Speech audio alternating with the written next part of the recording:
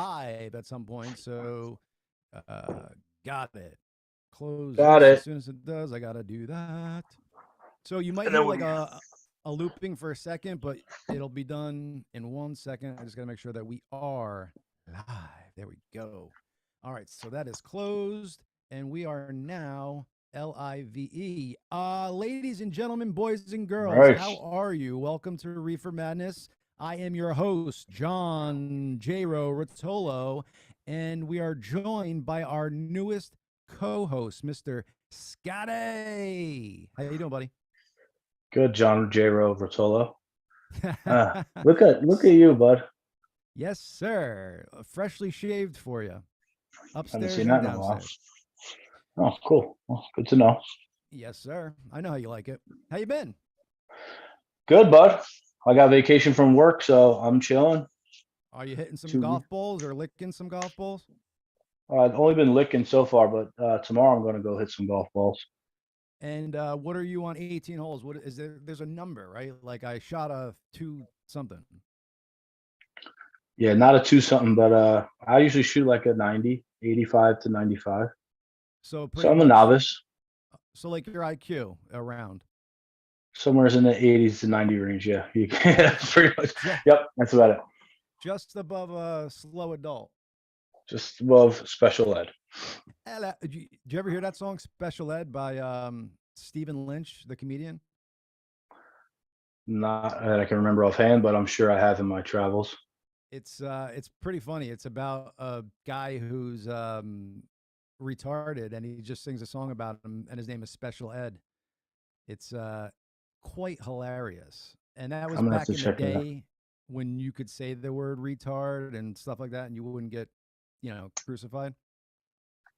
So we're not gonna get crucified for saying retard. No, I might, but I don't really care. Okay, I know you Um, don't care. I know most you don't care, bro. right. Most people nowadays, they can't be heard saying something like that. God forbid you Yeah, said a word. it's not politically correct. Yeah. Slow adult takes a little too long. It's just retard. And I'm retarded, so I could say the word. No, we've had many retarded times together, so I cannot disagree with you. Like I could say, Hmm. I could call somebody a guinea because I'm part guinea. Yeah, I guess so. It's kind of like yeah, it's like you don't really want to call somebody stupid because it's not right. Right. But if Or you like are call stupid, you could say, hey, I'm stupid. right, like I can call somebody that's less fat than me fat, but if they're fatter than me, it's like insulting. Oh, point well taken. You know what I'm saying? Like, cause I got a nice gut going, bro. I gained like 50 pounds since the last time you see me. So you quit drinking and gained 50 pounds. I did. Is that usually how that works? I'm pretty sure it varies on how deep into the drinking that you got. Cause like I Right. got to the point where I wasn't gaining weight from drinking, I was losing weight. Because you were doing more drinking than eating? Yeah, I'm pretty sure I got to the point where I just wasn't eating. Wow. Yeah, it was Now, pretty rough. have you decided to maybe pick up cocaine to lose the weight? uh, that would be a very interesting strategy because I'm pretty Yeah. sure they go hand in hand. I've never done cocaine without drinking, so no, You I never did done? not. Wow. I've never done cocaine or drinking. I'm an upstanding citizen, so I don't even know what we're talking about. No, but yeah, that's a good. I was kidding though. But are you upset with the weight? Do you like the weight? To a degree, I like it because it's like I'm back to like having like a body to me. But I mean, I got a gut. I'm not like I don't have a beach bod. You know what I'm Right. saying? But not that I ever really did. But I mean, I didn't have a big fat belly. You It's there. definitely you definitely look better with a little bit of weight on you. I mean, you were getting like thin to where it just was like I Yeah. was like, oh shit, Yeah, this that's what I'm dude looks saying. So right. like I think I gained too much weight, but at the same time, like a lot of it was healthy. I needed to put on like 25 and I kind of put on 50, but you And know you put what? on double. Does this camera add 10 or Yeah, I was just gonna all say, right, so I'm you look 230. good, right? They say for every 10 pounds you lose, you gain an inch in your dick. Is that true? Did you lose 5 inches, or did you have 5 inches to lose? Wait, start over again. Say that They again. say for every 10 pounds you lose, you gain an inch in your dick. So since you gained 50, I'm guessing you lost an inch. So I you mean, lost 5 inches. no, I don't think I lost 5 inches, but there's definitely a hidden inch there with this gut in the way. You know what I mean? So like, there's some there's some extra stuff in the way now. Let's put it that Got way. you. I'm And you hearing that. yourself being a skinny guy, Hmm. you must I'm have a huge huge. dick. Yeah, My that's what I God. figured. Yeah. It's like It's I probably can't, ridiculous. you try to go piss in a urinal and your dick's soaking wet, Yeah, so you flush your dick down the toilet when you shit and stuff. That's how I snake my drain, baby. Yeah, no courtesy flush for you. All right. Nope.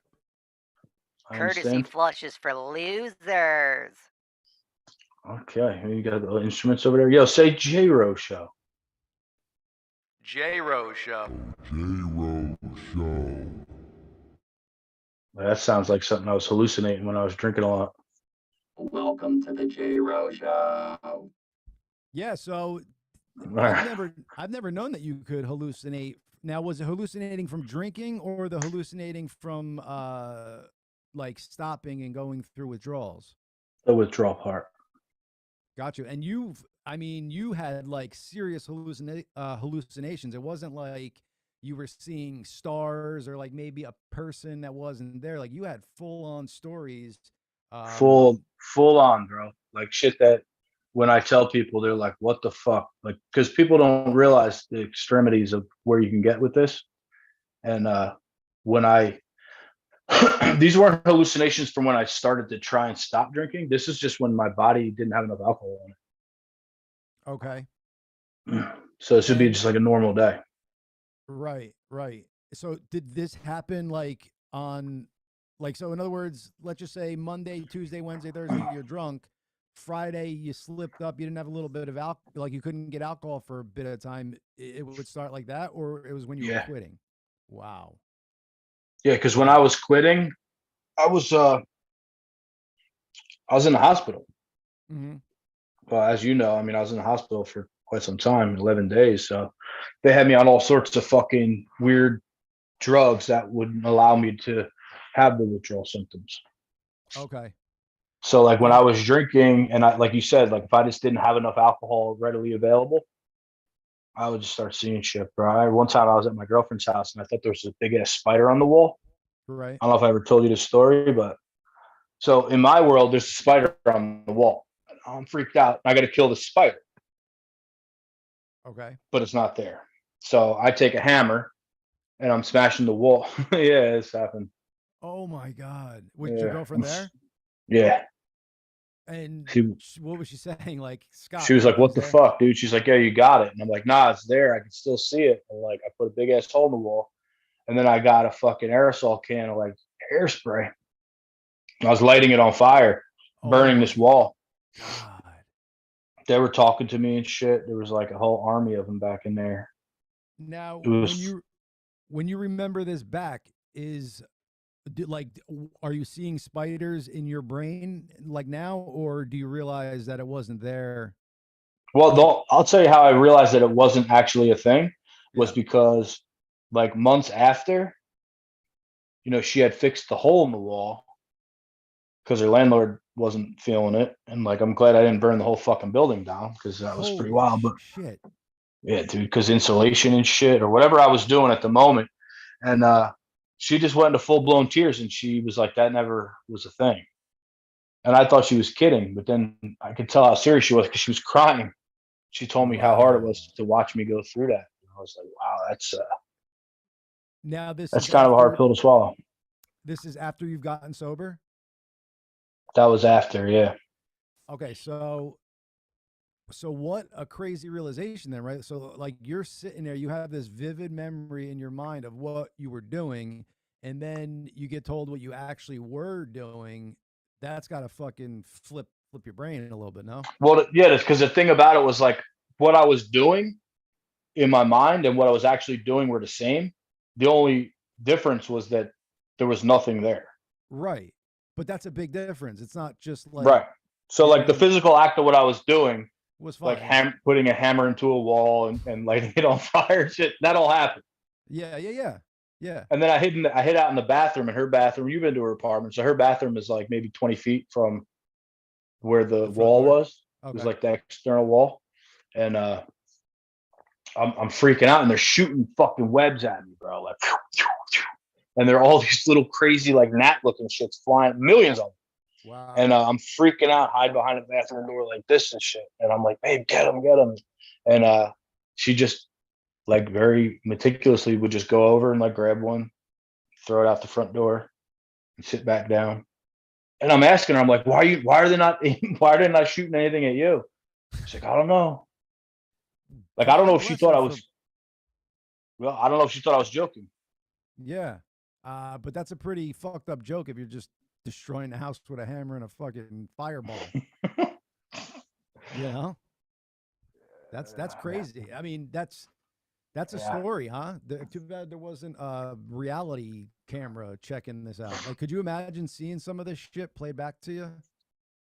Nah, because that would have been like torture for me to watch. You know what I mean? Like something like that. Because like when you're going through like the alcohol addiction and stuff, like I've learned a lot about it. So like we don't really realize that we're hurting other people.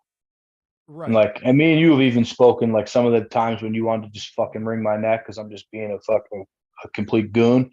I thought I was just being normal, but like, although I didn't hurt you the way that I could hurt like my daughter and my mother and my girlfriend and things like that. Like you didn't want to put up with me anymore to a certain point. You're like, why would I want to hang out with this fucking guy? This guy sucks.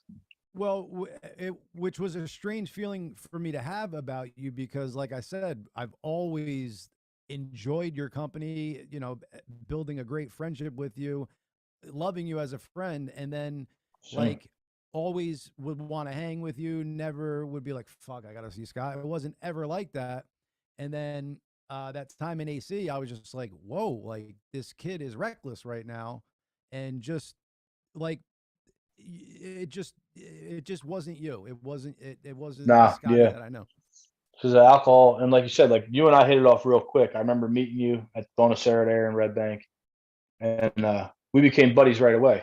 Yeah. Similar interests, different upbringings and stuff, but like we like to fucking joke around and get drunk and fuck off. But it wasn't even about that, because that was before, I really had like a major problem. It was like That the start of it, right? Yeah, it was already a Let me ask you problem. this. Let me ask you this though, Scott. So this is now you're 40, if you don't mind me giving your age.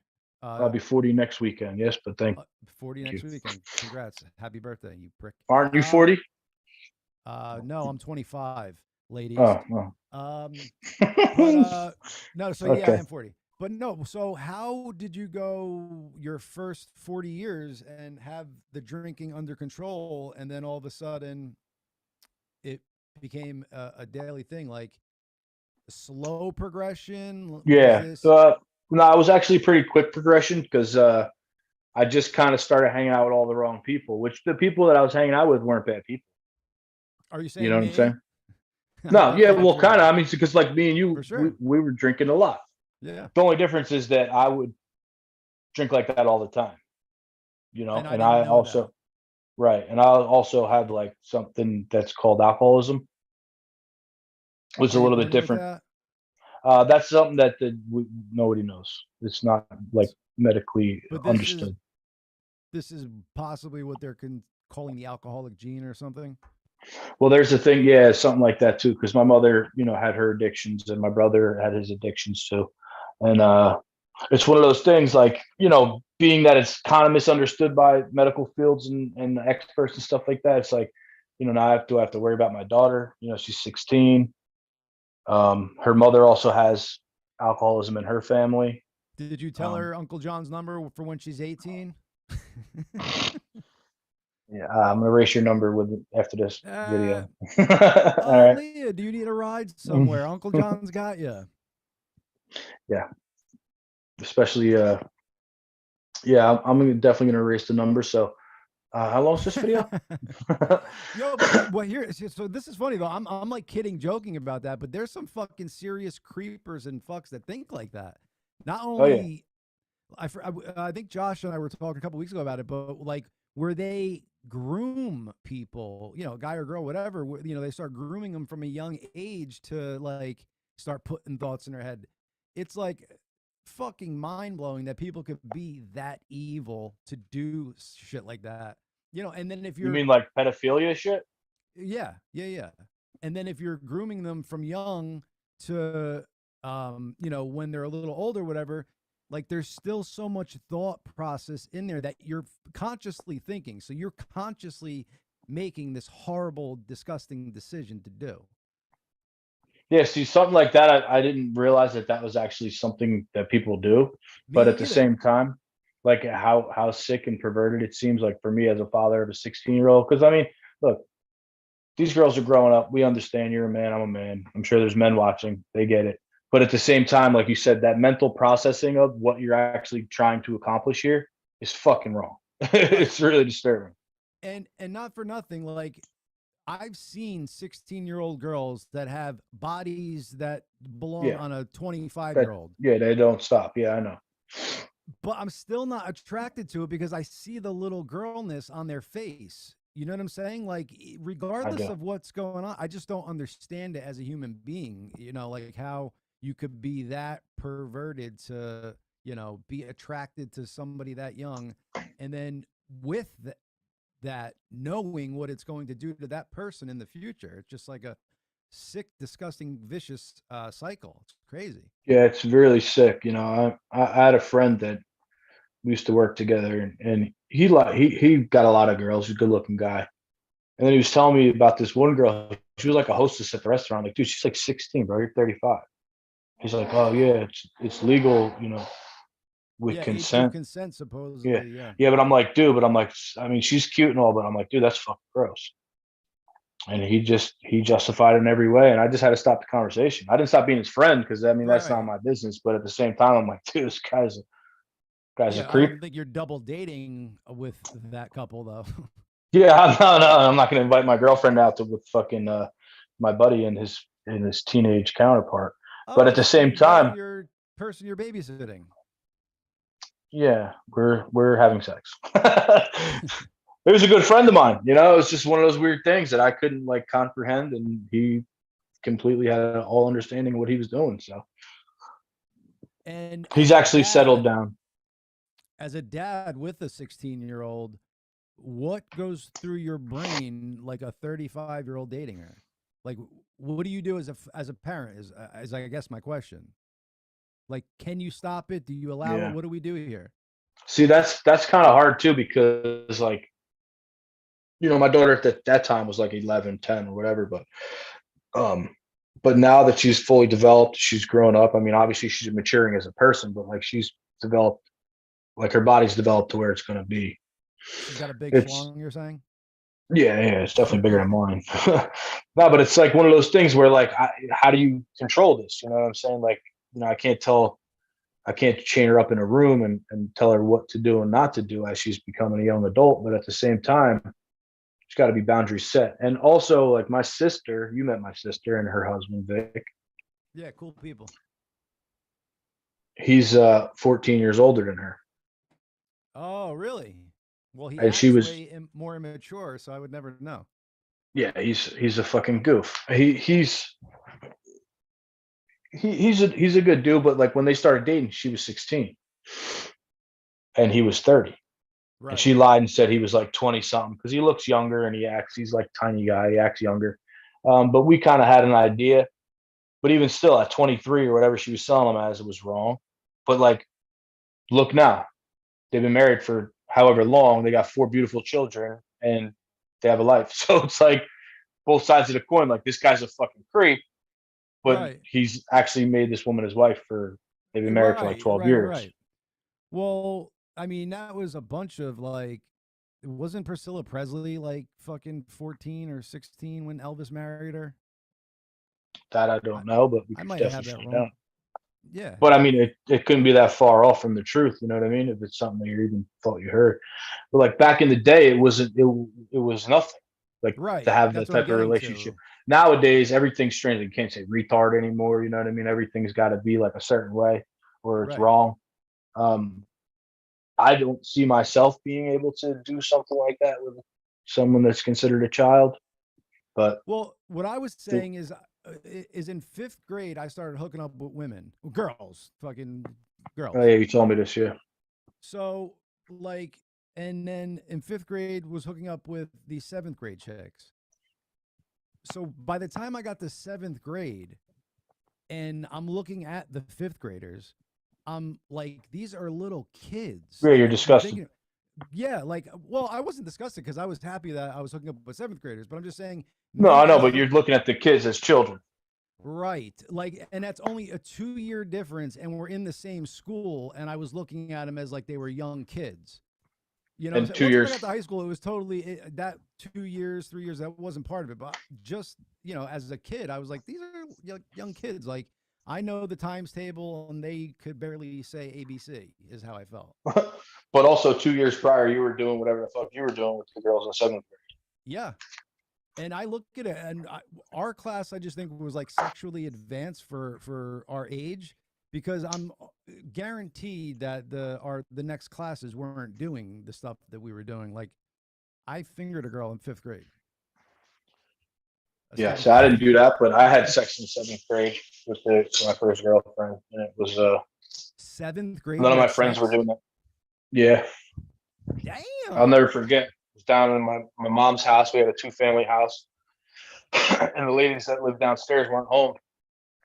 So we went downstairs and did what we did. I remember trying to get it in there, and she fucking screamed and ran out of the room. How old? And we was made it she? work.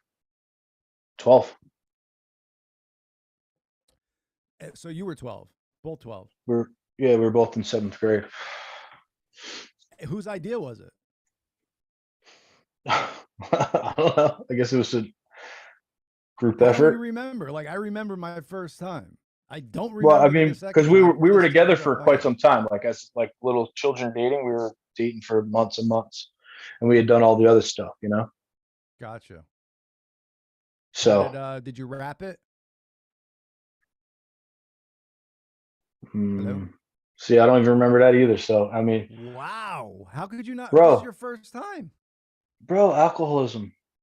Yeah, but Doesn't you're seem- saying, but you weren't drunk then. I mean, you're just saying it killed your brain cells. Nah. Yeah, probably. Yeah, I mean, because like I lost a lot of memories and stuff. But like something like that,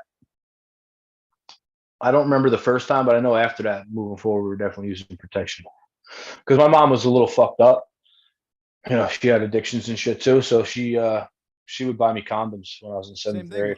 I was getting condoms in my Easter basket in 7th grade. I don't think it's fucked Yeah. up. I mean, she knew that I was a horny little kid, and it Mm. wasn't too far away for me to put my penis in something. Yeah, So, I mean, are you penis going to goes- say, are you going to not provide condoms and just say don't have sex?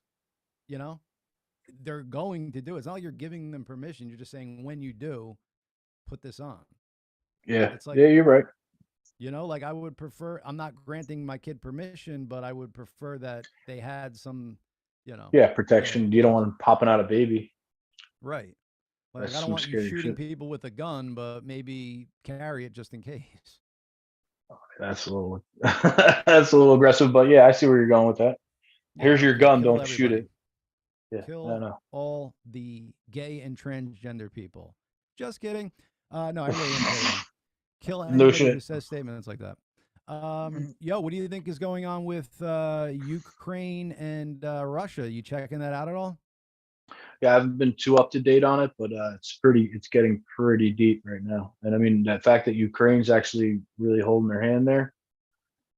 Yeah. I'm you got to think like when this started that Russia was going to come in and just bomb a bunch of shit and it was going to be over, but they're really holding their ground. Big time. Not only holding their ground, but they're taking back ground that Russia claimed. And Russia didn't plan for invading a country and people fighting to the death. They figured they would No. go in with their big army and everybody would just And that's what I over. figured. I figured the same when they started off on that, whatever it was, 4, 5, 6 months ago. I'm like, this is going to be over quickly. But then I think about too, like, what would men like you and I do? Like, are we just going to run away? Are we going to just be like, all right, well, let's just get some shit together and sort this out? Well, so in the beginning, like you know, as they were coming in from the east or the west, everybody was fleeing to Poland on the other side. I remember that. Yeah. So I don't know if possibly I had a chance to get out, maybe I would. I mean, I'm like all for, you know, if you hit me, I'm gonna hit you back, but I'm not actively seeking out a fucking, you know, gun battle with an invader. Yeah. I don't want to. Yeah. Yeah. I'm good on that. But at the same time, like when we think about like here we are living normal lives, whatever COVID was a nightmare, but like we're living normal life right now, and these people are dealing with that. Right. Like it's And actually happening.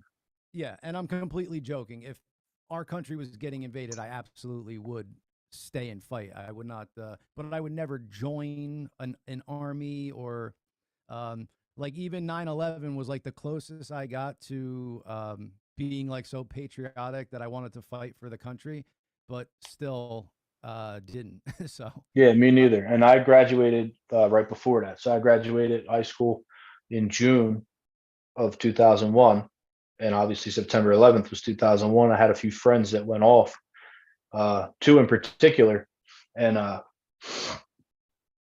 I couldn't imagine what they did. You know, I heard a few like tidbits of stories and stuff, and the PTSD, like all that trauma and whatnot, which I didn't understand at the time because I was a kid. You know, I'm 18. They come back, right. you know, 2, 3 years later, talking about seeing like people actually getting murdered, and heads blown off, and some really messed up stuff. One of my friends actually was in a Humvee in Afghanistan, and they ran over a landmine, and he broke his back, so he had medical leave, and he got a Purple Heart. Really? Yeah, I thought the Purple Heart was for saving somebody. It's injured on the battlefield. Purple Heart. Yeah, Purple Heart is getting injured in battle. Gotcha. So Wounded Just Warrior checking. Project. Just checking to make sure you know. I used to be a Marine in Vietnam, so just checking to make sure you know your shit. Oh yeah. Yeah, Um, so he got the Purple Heart, and he's a part of the Wounded Warrior Project. So yeah, I mean, just to think about like that's what he was doing when I was, you know, jerking off, smoking weed, and playing Madden football. You know, he wasn't doing the same thing. yeah, I mean, and then like you said with this PTSD, like just if you're in an environment like that where you have to be hypersensed at all times, on alert, and you also have to kill people, like Crazy. even if you are the best at compartmentalizing and can, you know, put everything away, like to go from that environment back to the USA and just Normal supposedly Earth. live Yeah. a normal life, how the fuck? Yeah, and this one guy I was just talking about in particular, he told me a few stories about actually killing people, and it's some pretty hairy shit. You know what I mean? Just to be able to do that, go from a kid in high school with similar interests to any 18-year-old boy. You know what I mean? And then now you're out there with AK-40s or you know M16s, whatever they provided, but like Yeah. actually killing people. And also, he told me that like he doesn't even know how many people he killed. Like when you're in Right. these types of battles, like people are just dying around you. You don't know where your bullets are going or who they're hitting or what's going on. But he said there was definitely some close combats where he definitely killed people, and it's really fucking scary. So think about like being 18, 19, 20-year-old young man, and here you are fighting for your life for the freedom of our country, and you're actually killing humans with the risk of Or dying for yourself. oil, but whatever. Well, yeah, we know that, but that's a whole nother topic. Let's not talk about George Bush though, because we could talk George about that W. too. That Yeah, guy sucked. I talked to a dude who did 4 tours over there, and he only did so many because he just cared about his like troop that was back when he would have to, you know, go back. Like he was just worried about his boys. But Sure. you know, he said that they would get frustrated to the point, you know, as kids are coming up strapped with fucking bombs, and you know they don't know it, and then they get close and blow them up. He said that sometimes they got frustrated. They would just literally go and kill innocent people because Yep. they didn't have the time or care to check and see if they were, you know, wearing some suicide shit. They would just go pop, pop, pop, pop, pop. And he Yep. said, And that's yeah. He told me the same kind of shit. and he said that like, you know, life, you know, the enemy's life literally meant nothing. He didn't give a fuck about shit, and you know, like that's to get to that spot is pretty crazy, you know. And like to get to that spot, you got to go to a crazy place, and then trying to get out of that mindset is got to be incredibly hard. Yeah, that's the thing about PTSD that I never understood. Where like they have these reactions to hearing loud sounds, thunder and whatnot, fireworks and weird shit. But at the same time, like you're saying, like how do you transition from full combat 24/7, and then you leave and now you're supposed to go and be like this family man. Like if you saw the movie American Sniper, he I kept didn't coming see it. home. No, that's the one about the guy who had like the most confirmed kills in history, American history. And he kept coming home to his wife, who was a beautiful woman, and he just kept going back. She just didn't understand because that's just what his mind was, where it was at. Just similar to what you said about your buddy, he wanted to go back for his troops, Yeah. and that became his family. And then he wound up getting killed. That guy Wow. in a gun range. He got killed at a gun range? Yeah, he was actually like a role model, and he would go and do like. So he he would went through speak war and then got killed at a gun range. at a gun range with Wow. someone that he went there with. He went with the person who was Is also that a veteran. ironic? I mean, it's horrible. The guy was also a veteran, and he was like became friendly with him, and they went to the gun range together, and he just shot him. Wow. Why? He was just like a psychopath. Oh my God. I thought like a mistake or something, but like No, actually- no, it was full blown. Like he was playing premeditated shit. I mean, you got to watch the movie though. I spoiled the ending, but like it's Yeah, a you well-known story. fuck. Like really? I mean, I figured you've seen the movie. It came out in like 2009, bro. I literally said I didn't see it. You were like American Sniper. I was like, yeah, I never saw it. Anyway, for All right, those rewind. in attendance, a spoiler alert. Spoiler. Yeah, for a movie that's 500 years old. Yeah, but, it's definitely over 10 years old. Yeah. But yeah, so the president of Ukraine is kind of crazy. He is a stand-up comedian. Or an Yeah, I just saw ex-stand-up him. Young guy. He doesn't look like he would be a president of anything. He's just like a regular old dude, and he's a comedian. Yeah. He actually played the president on a TV show. He played the president of Ukraine on a TV show before he became the president of Ukraine. Believe it or not. But I do. I've heard that. what I'm saying, like a lot of this resistance and stuff, they're chalking it up to his leadership. I guess his name is Zelensky something, President Zelensky. That's him. And he stood his ground, told Putin to go fuck off. Like, no, this is not Russia. This is Ukraine. We're our own fucking country. And we're going to fight to the death and stand up for our land and our country. And by God, man, they are doing amazing. I mean, it sucks that they have to go through this. But I think for the world watching, it sends a good message because Russia's got to be a superpower. China's got to be a superpower. America's got to be a superpower. But even with that, it's the resilience of the people that matters. We got the guns, they got the numbers type of deal. Yeah, I mean, for a man like that to step up and say it's time to fight back instead of flee is pretty incredible. Because I don't know how many presidents have the stones that aren't a superpower to say, look, we're not going anywhere. You got to face us. If you want it, you got to take it. It's pretty incredible. Yeah, and they gave him the opportunity to give himself up and basically just like give the country over. And he was like, no, Nope. I'm staying. Like the U.S. was gonna even like give him a flight out and safe passage, and he said, "No, I'm staying with." Yeah, he's over. It's great. He's not interested. Yeah, I mean, the guy's a badass. I mean, not for nothing. Like 150 years from now, when the story's all contorted and fucked up, and we don't know what the real details were behind it, like we know that this dude is badass. Like this dude. Right. I mean, I'm not saying he's out there with the guns and going hand to I hand, wouldn't say he isn't. but I'm yeah, but that's what I'm saying. Like you can't put it past him. If this guy's that extreme, he definitely he's welcome to take Biden's position. I heard he's hung like a mule. I'm sure he is. Got some big balls on him. He sounds Polish. Zelensky. It's And then definitely a rhymes with Polish. Yeah. ski. Hello, I'm from Poland. Well, Poland's right next door to Ukraine. They're like neighbors. Yeah. We also got to think like all these bordering countries and shit. Like U.S. is only bordering Canada and Mexico. So like for somebody to invade United States, it'd have to be by air or water. And I mean, Right. how you coming into US and taking over? Obviously, you're starting with bombs and shit. You know what I mean? You're not coming in foot traffic. It's just not Right. happening. And the two countries that border us are like vaginas with their military. Right. Yeah, like if they send a bunch of hockey players over, they might have a chance. But other than Yeah. that, Or if I they don't think they're send going to. over Speedy Yeah, Gonzalez. yeah. If they send over a bunch of cocaine, maybe get everybody high. Maybe just let it happen.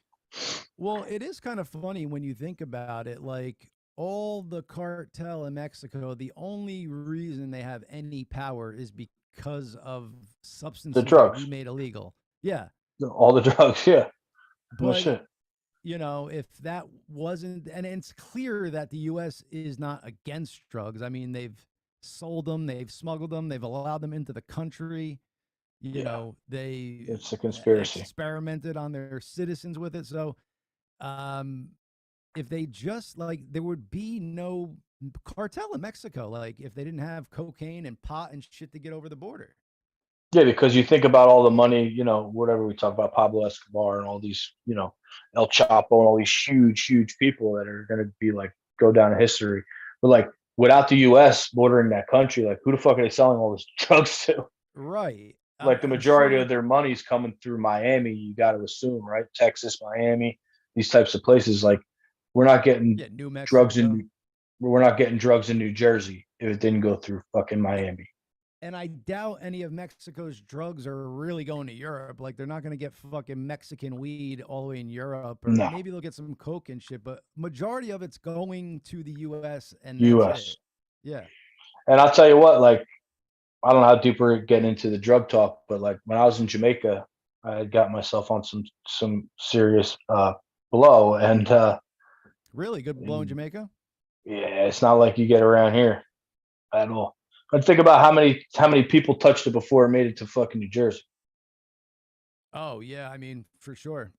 100. Everybody's getting their own taste of it, and they're putting something on top of it. There's some weird Unless shit you going on. got connects like I had with Peruvian gold direct Peruvian drop ship.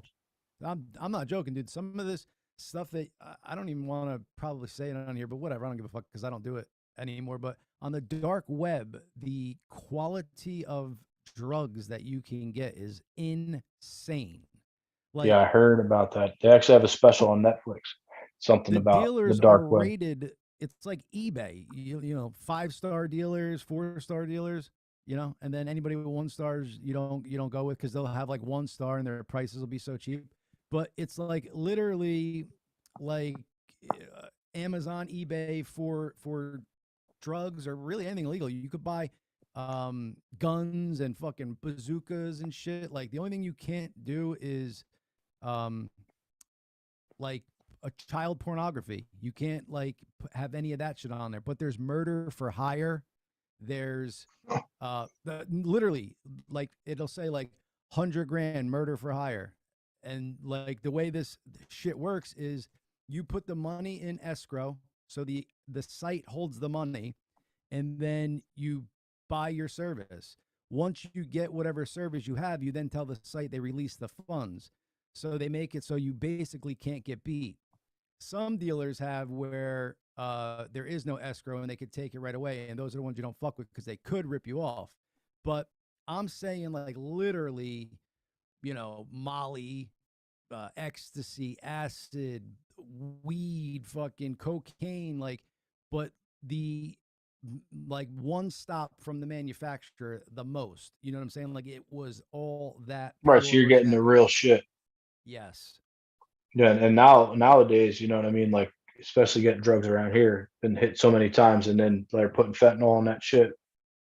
That's that's a quick way to go out, you know. And I didn't mention before, my brother passed away from a overdose in 2012, Oh 2011. yes. Holy Sorry, shit. I knew this story, but it's Yeah, 2011. But that was before fentanyl was even like prevalent around here. I'm sure it was a thing, but it wasn't what it is now. I mean, people, and especially we're talking about me, you know, my recovery and everything. Like, I meet a lot of people that have drug related problems more so than alcohol, like myself, and they're fucking going out, dude, dropping like flies.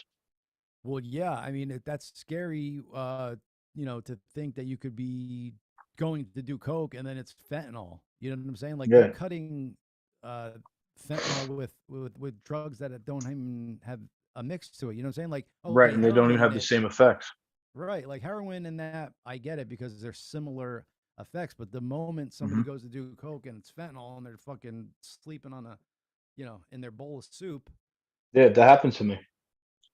So real quick though, Scotty, was your brother a heroin or was it fentanyl coming out at that point, or do we not Uh, know really? I don't know. We don't know the whole detail behind it, but he was an alcoholic also, undiagnosed. You know what I'm saying? But again, when I say a diagnosis, it's like being an alcoholic is basically like your perception of it. You know what I'm saying? So like I could sit here and say, oh, I'm not an alcoholic because I don't drink anymore, and then test those waters.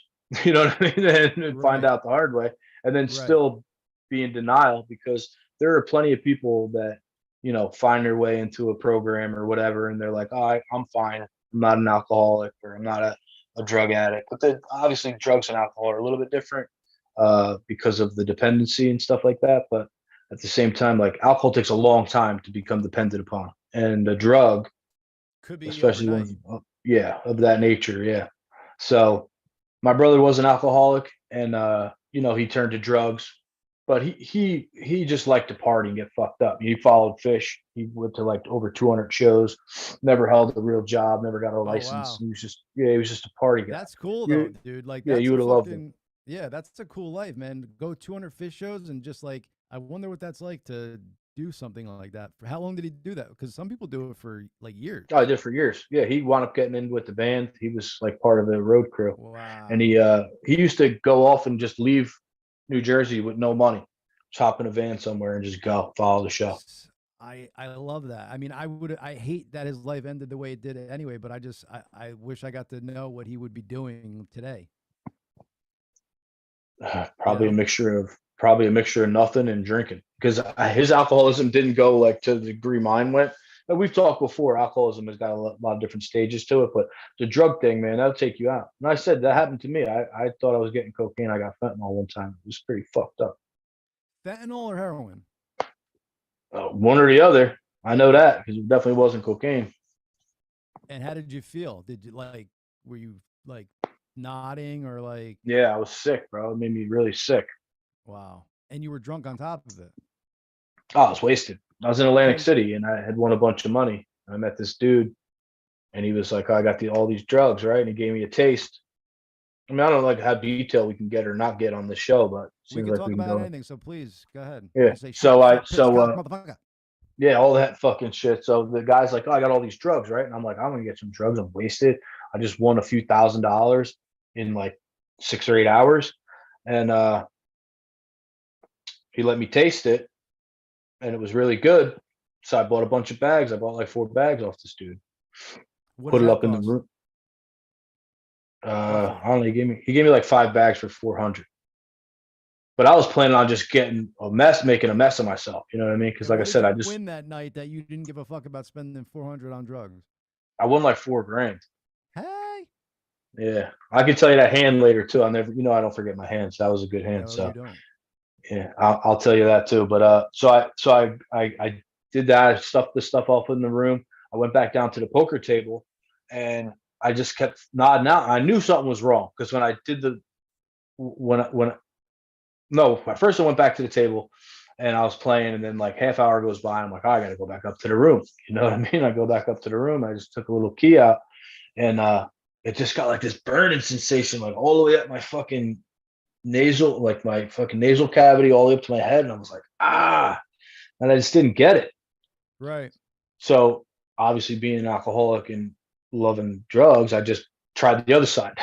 so so now this is happening on both sides, and I'm like, what the fuck, right? And so I Wow. went back down to the poker room at Borgata. It was so bright, I couldn't even barely open my eyes. I'm like, what the fuck? And I was sitting there, I'm nodding out, and the guy next to me keeps waking me up, like, dude, it's on you. It's your turn. And I'm just playing poker, so like the difference between poker and like playing the table games, like the table games, there's a lot more action. People are yelling. You know what I mean? There's like a lot more excitement, bigger betting. Poker table's Right. fairly docile unless you have like a really loud, like wild table. but I keep going to sleep. So finally, I was like, I can't play anymore. I went up to the room and just fell asleep. But the whole time, all I'm thinking about was that the guy switched on me, right? And he gave me something different. And I'm just thinking about my brother over and over and over. And I'm like, and that drug is there. You know what I mean? I still have it. So I flushed it all down the toilet Really? because But I knew the consequences. right. But now, how was the feeling? Because some people, Horrible. it was horrible. Awful. Did you That's do, why like, because I'm just trying to, because like people in general, or most people who have tried heroin say the first time they do it, it's like an orgasm. Like it's like the Yeah. greatest feeling they've ever had. So I'm just wondering, like, and thanking that your experience was different, but wondering why it was different. Well, this is what I was thinking about too. Like when I was in the thought process of like, all right, I'm coherent. You know, I'm Mhm. really fucked up. I obviously didn't overdose, but I'm thinking to myself like, that drug is there. If I go back and try it and say I don't overdose, right? And now I like it. Now I Mm. have all these 4 bags of this fucking dope, right? Or 5 bags, whatever it was. But then I'm also thinking like, you ever drink like soda when you thought you were drinking iced tea and it tastes Yeah. like shit, But even though you normally like it, but you love it. So it's like, yeah, all right, well, I was like, oh, that's not iced tea, that's gross. And then all of a sudden you're like, oh, it's cherry Pepsi. I love this shit.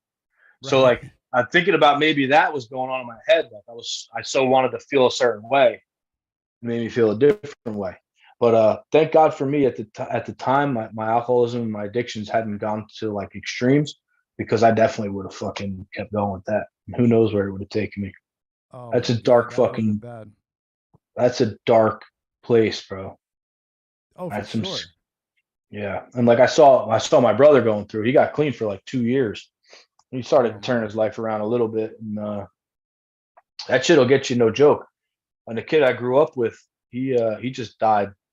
He was clean for 6 months, and he was working. He was doing landscaping. He was making like $700 a week. He was doing well, and one of the kids on the job was an addict, and he gave him a bag and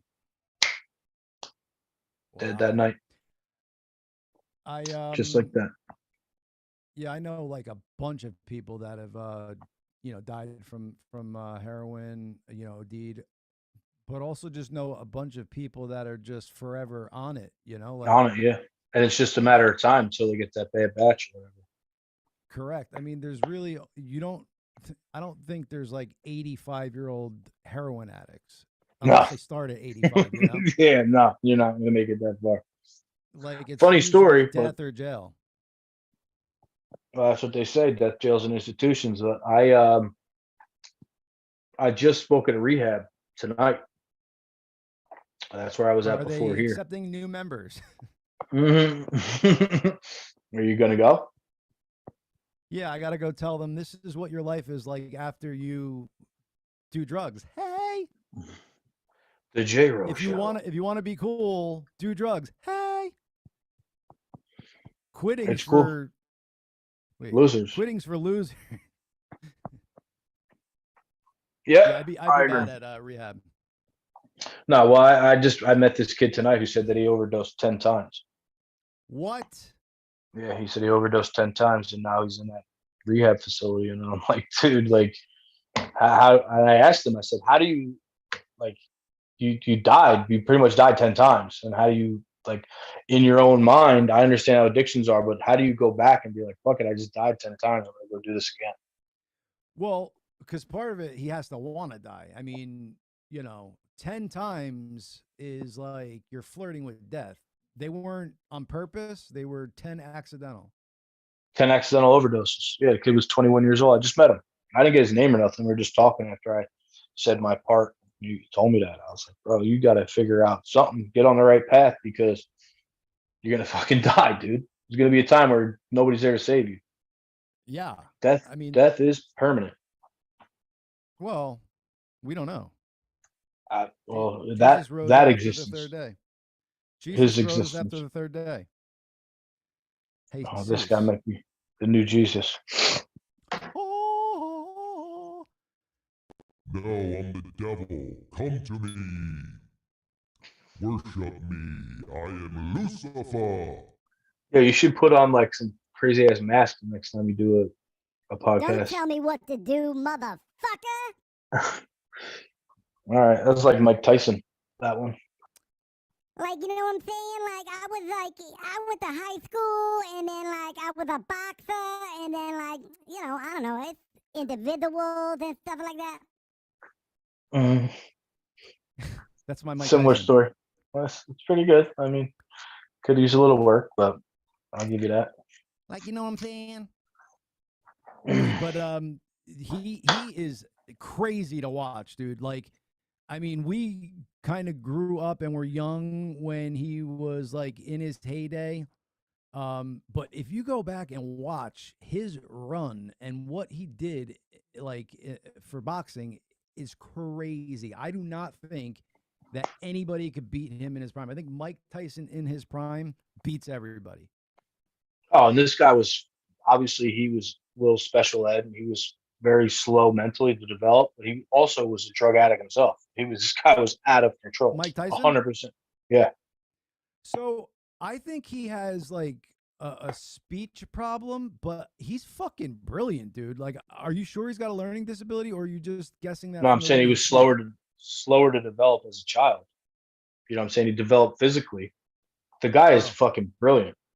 Yeah, He right. he has on YouTube, he's got a bunch of videos.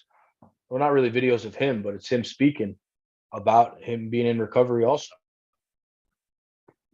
Well, I want to Yeah. be in that recovery because that motherfucker's smoking pot and eating shrooms like it's his job. Right, but he's like off of alcohol and crack and coke and shit. And if you look at what a difference of a human being he was when he was on that shit, he's like He's a psychopath. Psychopath, dude. You don't want to be Well, around then that guy. Well, there's an interview with him where he cried. Was actually on center stage with Michael Kay, the Yankees announcer, and he cried because he said like for years and years he was just like this violent, angry man that just would just like pound anybody. And that was what he did for a living. And he says now he just cries at the drop of a dime. He started crying right on TV. He's like he's all spiritual and shit. Like, and think about like smoking weed and doing mushrooms and LSD makes you like really psychedelic and you're like real laid back and relaxed. Like this is like PTSD from being from beating people up. Like, because I mean, I've beat people up and I've gotten beat up, and I'm sure you have likewise. But like, not to go into a boxing ring and literally just hammer on somebody the way that he would do. Like, that was some pretty violent. That's a violent dude. Totally. He was really, really good. And we like, watched that all growing up. Yeah.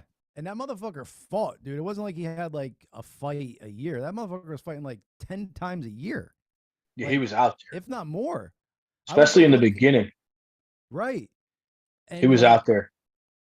What was he, the champ at like 21 or some shit? 20 years old, yeah. 20 years old.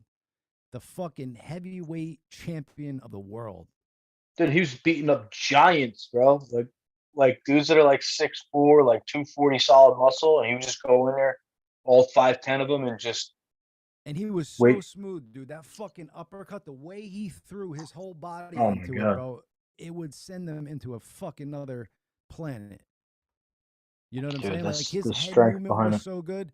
His skill, like he knew where to have his feet placed. You know, he was just hitting every mark on it. And I just find it funny that people are like, oh, yeah, Muhammad Ali would beat him. I'm like, not in his wettest dream would he beat Mike Tyson. Ever. No, they had different styles. And Mike Tyson only needed one shot. Muhammad Ali wasn't going to knock people out like he was that. Going to point, box you, and fuck. Yeah, he'd beat you up and he'd make you hurting and stuff like that. And he'd avoid a lot of punches, tire you out. But at the same time, that knockout power is never seen before or after. People say Joe Frazier. I didn't watch him, but like, regardless of how much power Joe Frazier had, Mike Tyson had a different level of. Totally. I mean, he was like a fucking animal, dude. Like, some of the things he would say, like, he'd be like, I want to eat that motherfucker's heart out, and I want to fucking rape his children and shit. Like, yeah. He was like, but he was serious when he would say shit like that. You know, like, I want to fucking eat his heart. Oh, he was serious. He was dead serious.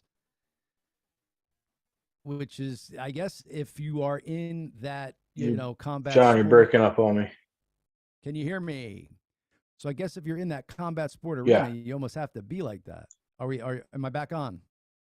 Yes, sir.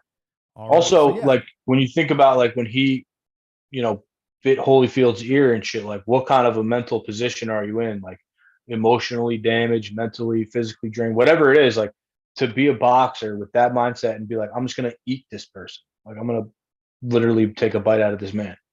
Yeah, because That's he fucked was up. far past his prime at that point, and he was getting outboxed. He could. Yeah, he was getting beat up. Yeah. Yeah, and he was just like, "Fuck this." Yeah. I And can a bite this. bite. Now, I don't know if I like if I'm like defending myself or somebody's trying to kill me. Yeah, I could bite their ear off or something. But like, just to do that in a fight, if I'm losing, I don't know if I could do that. Especially in a sanctioned fight that you're getting paid for. Like, sorry, dude, you're allowed to lose. You can lose this fight. Like we could throw in the towel, get broken up successfully, but no, I'm gonna bite this fucking guy. That's some heavy shit, bro. That's really heavy. Did you see he now has ear shaped like weed gummies that he sells? Because he's got a whole weed farm. He's got a whole weed farm. Like he's like Mike Tyson's weed rancher or some shit, but he's like heavily in the business. That's And awesome. I mean, on the one interview, you saw that he blew like $25-30 million or something, like his whole like earnings on like drugs and hookers. Really? 25 Yeah. mil? Whatever he earned for his boxing career, which wasn't as much as they earn now. But who the hell knows what's boxing anymore? Like, do they even box still, or it's just UFC? Yo, but it is just UFC. Well, not really, but believe it, like the boxers still get paid more than the UFC fighters. Because so like when Holyfield, Mayweather fought Conor McGregor, like Mayweather got like close to 200 mil, Conor got 100 mil, the most he's ever made, and that's like after that Mayweather fight, like 30 something mil for a UFC fight, and he's the only one to get paid anywhere near that. Like John he's the Bones big- Jones. He's the big draw. Right, but John Bones Jones, the heavyweight champion, maybe like maybe $1 million if he's lucky, for a fight. But most of the time, like 300 grand.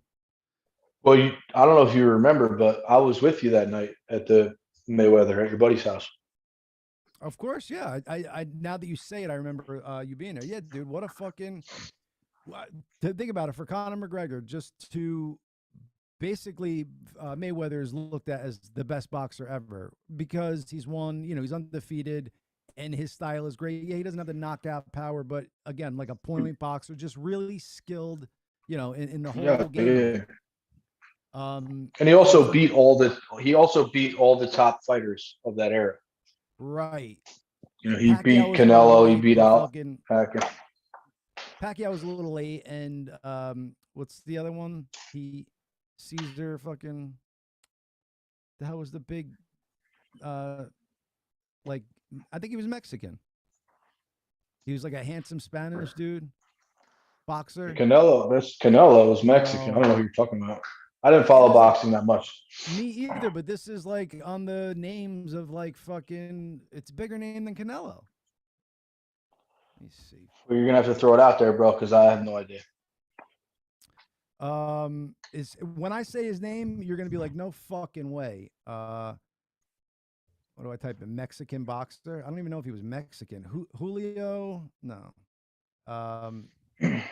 He tried to put on him and Dana White fight. He tried to put on his own like MMA organization. As soon as I say his name, you're gonna be like, how the fuck did I not say his name? I'm an idiot. Julio. So say his fucking name. Um, Say his name, bro. Get it over with. Oscar De La Hoya, motherfucker. Oh, yeah, that guy. Yeah. Yeah, Oscar De La Hoya. Yeah, I know exactly. Yeah, what you're talking. right. Now that I said it, you're like, I'm a fucking idiot.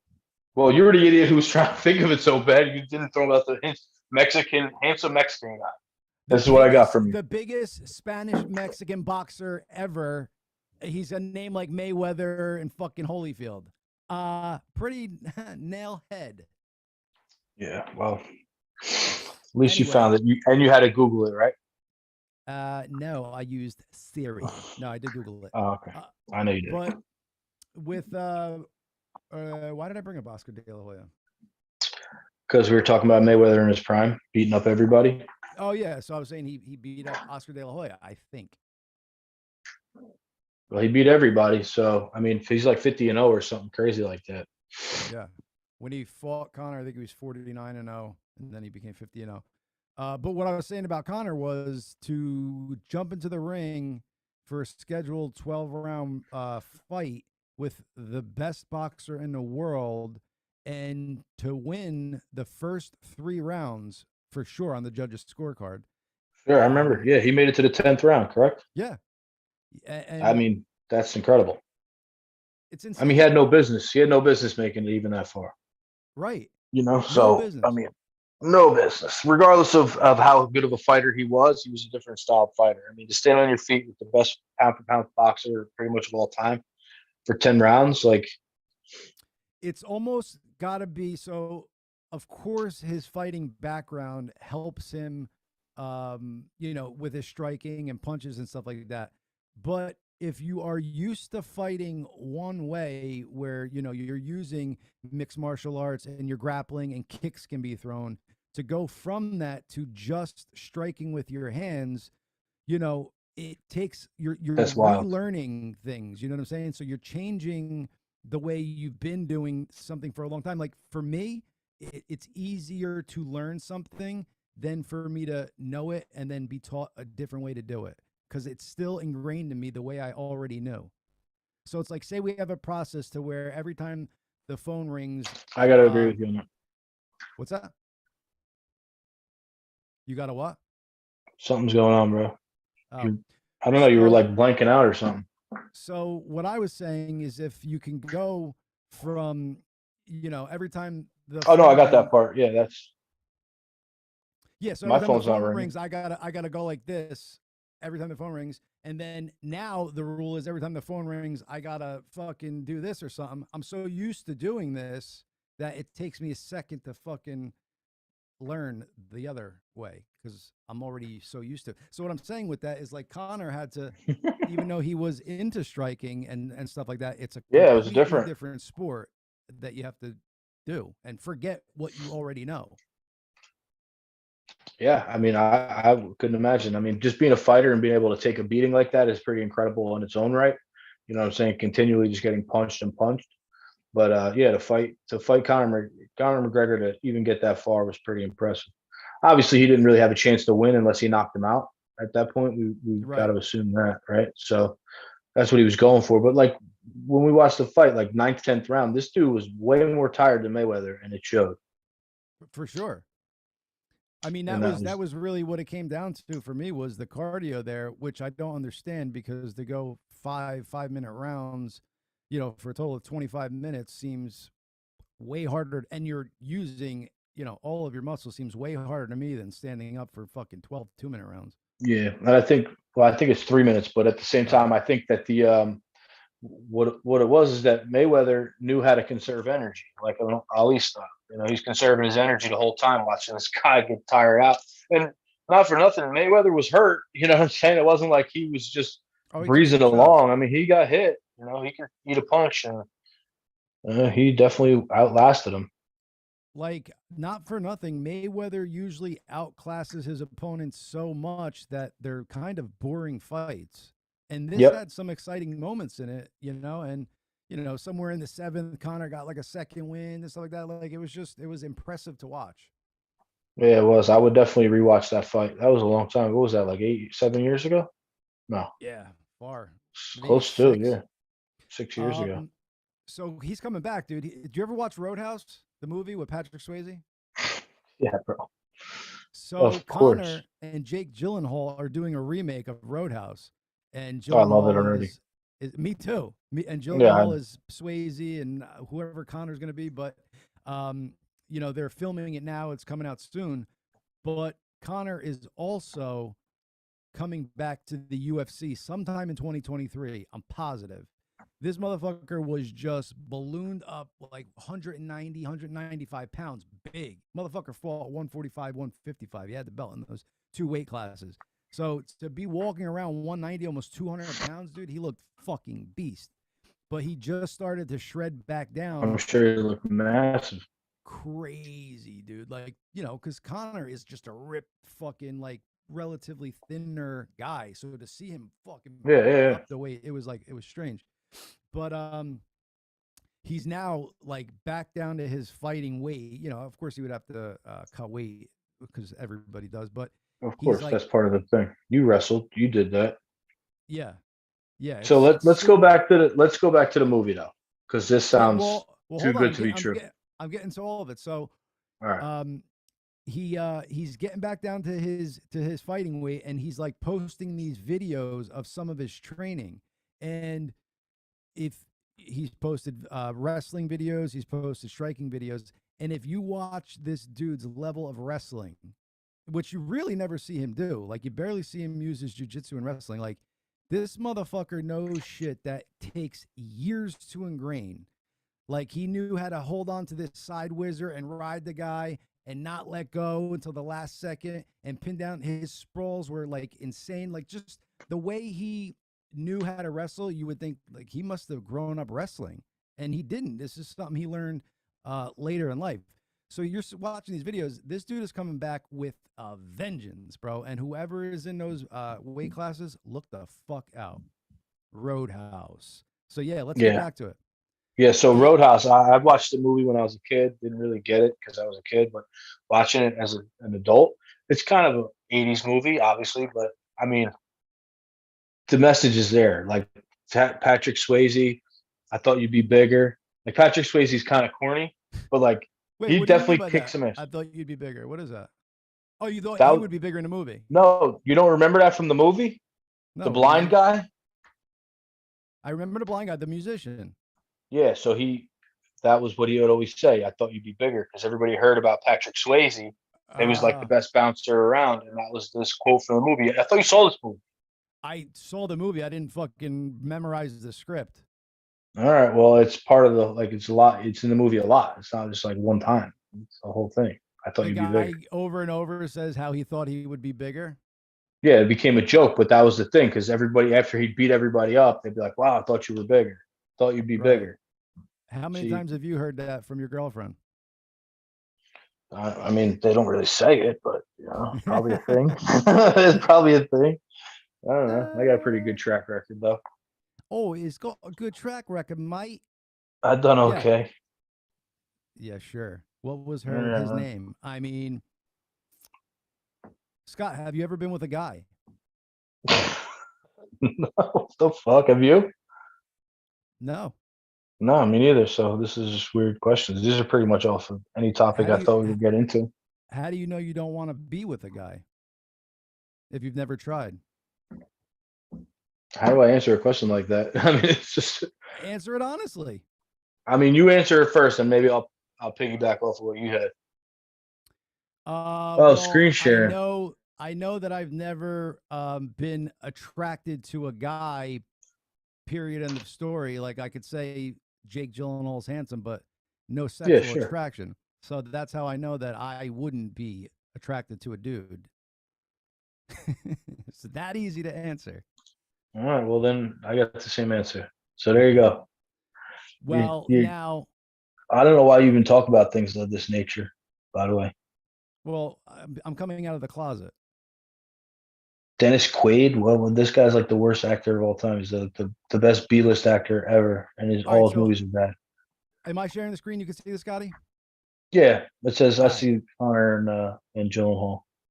So, in what would mark his first acting job in a major studio movie, two-time UFC champion Conor McGregor is set to join Jake Gyllenhaal in Prime Video's new reimagining of the classic 80s action pick Roadhouse. He joins a cast that already includes Billy Magnuson, Daniela, Mhm. oh, the fuck are these names? Doug Lehman, believe it or not, is directing from a script written by Anthony Bagarazzi and Charles Mundry. Joel Silver, who I know you know, is producing for his company Silver Pictures. Okay. Well, I also do saw wanna s- somebody named Van Winkle in there. Yeah, fuck Van Winkle. This That's is, a I good think- name. Oh, then don't fuck Van Winkle. This is, I think, where we wanted to get to. Like, what is it about?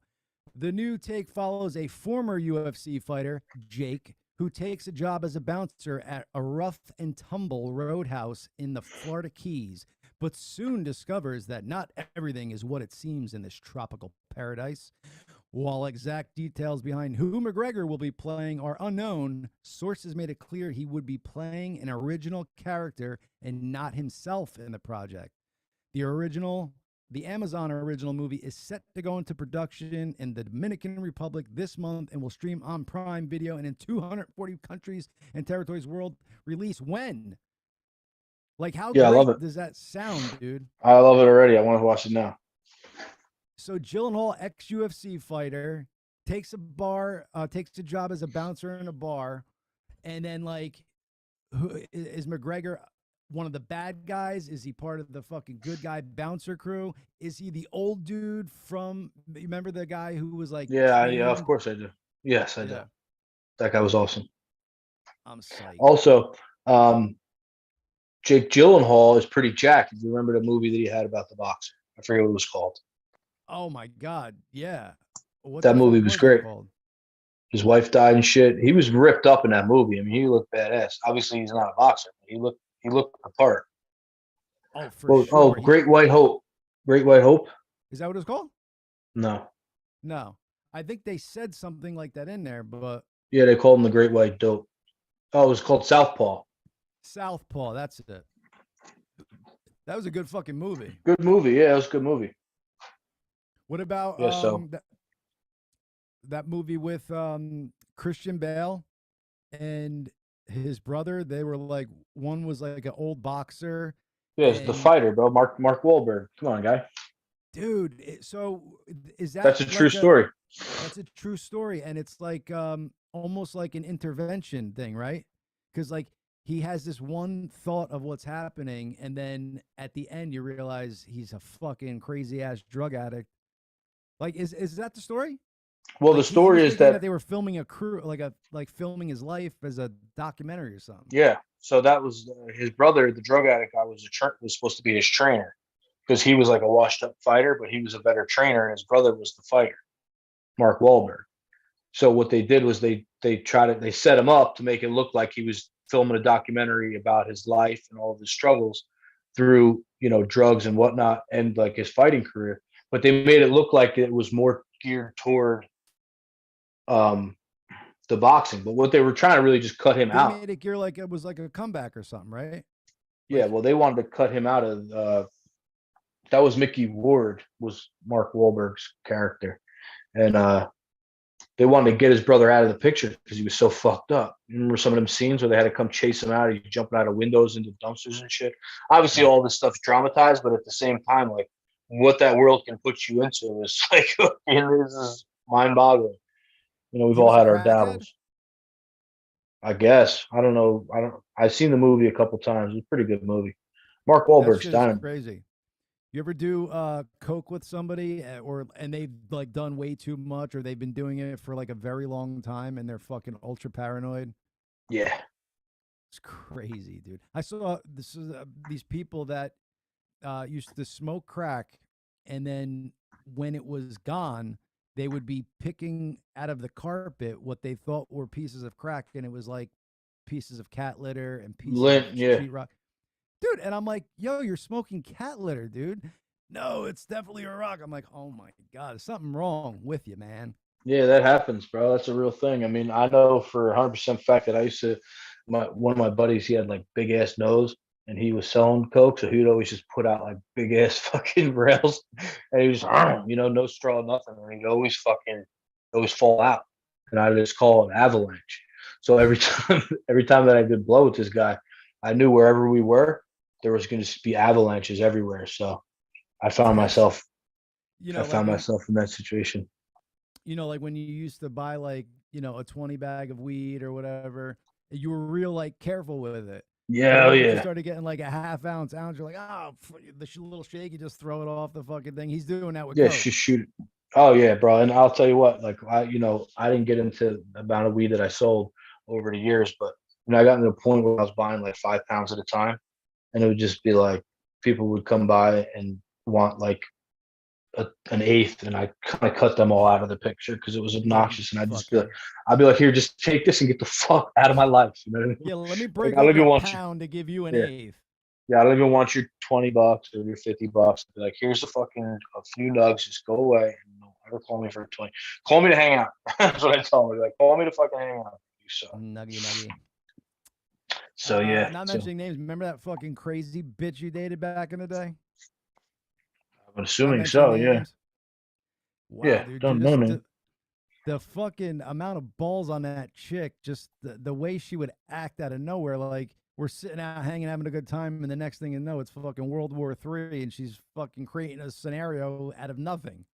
Yeah, I remember the one night in particular. I think that was the night that you were on the side of the road in the snowstorm when you came back here. Yes.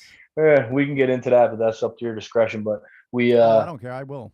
yeah. So we had what you were like. I had to go over and pick you up, like walk over in the snowstorm. The cops were with you and shit, and like we went and got like the local liquor store's like 2 blocks away. So we walked over and got like a full bottle of Jack Daniels. Meanwhile, we haven't been together I was at on a all. this day. hallucinogen, just for people who are listening. I was on a hallucinogen parked like a block away from Scott's in a fucking blizzard. Blizzard And in a Lincoln. Yeah, in a Lincoln. And I was also, you forgot about the part that you never told me that you were coming. I had no idea that you were on your way. And you made it to within 1 block of my house and I pulled forgot over where- into yeah, I you were couldn't- 1 block away yeah, I and couldn't. you pulled over into a snowbank and went to bed. I in a couldn't work blizzard. my GPS, and I was literally a block from you, but didn't know where you were. So I was like, all right, I'm gonna sit here and vibe out for a little bit. Yep. then And you next thing vibed out to sleep. You woke up to a cop. And the best part was that, like I said, I didn't know you were coming because we hadn't talked. And I was wasted. She was wasted. You were obviously doing whatever you were doing. And I get a phone call from J-Ro, and it's it's not J-Ro. This is the best part of the story. This is So Officer Donnelly. yeah, this is Officer Cock in Hand. And I'm like, yo, so and I think that is you at this point. And I'm like, all right, bro, like, yeah, cool, bro. Like, what do you want? He's like, and they're like, no, this is Officer Dickhead, and we got your buddy here, John. I'm like, all right, John, like, where the fuck you at? What do you need? It was Officer. And I had to walk over in the snowstorm wasted. They made me drive your car back to my house in the snowstorm hammered. And in all reality, if the old police officer wasn't there, the young cop was gonna fucking The young cop was anally gonna, search me. oh, he was gonna get you. Yeah. Oh, he was out for blood. The other guy didn't give a fuck. The other guy was like, all right, let's just get this guy off the road. Yeah, he's like, put him in the house. They fucking. And I stumbled over the block. It was literally 1 block, and I'm wasted. It's like 9 o'clock at night. I'm hammered, And they let you drive my car. and I couldn't get the foggers to work. I don't even think you were in the car. I think you were in the cop car. Yeah, I was in the cop car. So it was, and then when we got here, finally, the cops cut you loose. We passed that bridge, and then we decided to walk in this snowstorm blizzard with my crazy girlfriend, who's my ex-girlfriend. And we got a bottle of Jack, hammered it, got another bottle of Jack, and at some point, yeah, and then at some point she just went fucking ballistic, locked herself in the bathroom with my cell phone. Like her eyes crossed, and then that was it. Yeah, she's in the bathroom, locked in there with my cell phone, and I don't even think we realized right away that. I mean, she was obviously starting a ruckus. We were annoyed by it, and like I had to live with it. You know, he was just there for the show. She's like the Meanwhile, leading. I'm tripping, just trying to have a fucking good time and then drink with my boy. Oh, and we were doing that. We were having a good time. Yeah, we were having a great time. And then next thing we knew, there was a big problem going on. And she, you know, not for nothing, bro. She deleted a lot of good stuff on my phone. A lot of nice nudes. Oh, dude, I had some videos of her when we were leaving the gym. She used to go to tan. I used to work out. And I had her doing some of the craziest shit, bro, in the car. Oh, man. It's like a 12-minute video. See, now don't you wish you had an iCloud so it would have been backed up to your cloud and you would have had it forever? Dude, this was iconic shit, bro. This is stuff that you can't even remake. You know, she's 10 years younger than me, and at the time she was pretty hot. Hey, she fell off. She fell off a little bit. 180 though. She was hot, and then she like put on the freshman 50 pounds or something. She put on weight. Yeah, she was smoking hot At and we the end. started dating. Smoking. And it's funny because I ran into a kid who like had only met her a couple times. He worked at Windmill in Red Bank, and I ran into him, and he's like, "Oh yeah, I ran into that heavyset chick that you used to date," and I was like, "Who?" And then I forgot because like as I'm with her, progressively she gained a few pounds, gained a few pounds. So in my mind, she's still this hot 20-something-year-old girl. Right. But like towards the end, in this guy's mind, it was that heavyset chick. But like That's you fucked said, up. and you didn't see her for a while too, and you were like, dude, she looks like pretty large. Yeah. Large Yeah, and she in was charge. yeah, she was a fucking nightmare, bro. Well, the beast. Dude, she was still cute, but I mean, she was getting heavy. But yeah, she was just a bad person. Yeah, I mean, always was had a good looking face, but yeah, she just Yeah, she was got a little pretty. chunk. Yeah, then I bought her a fucking $3,000 dog. And a promise ring.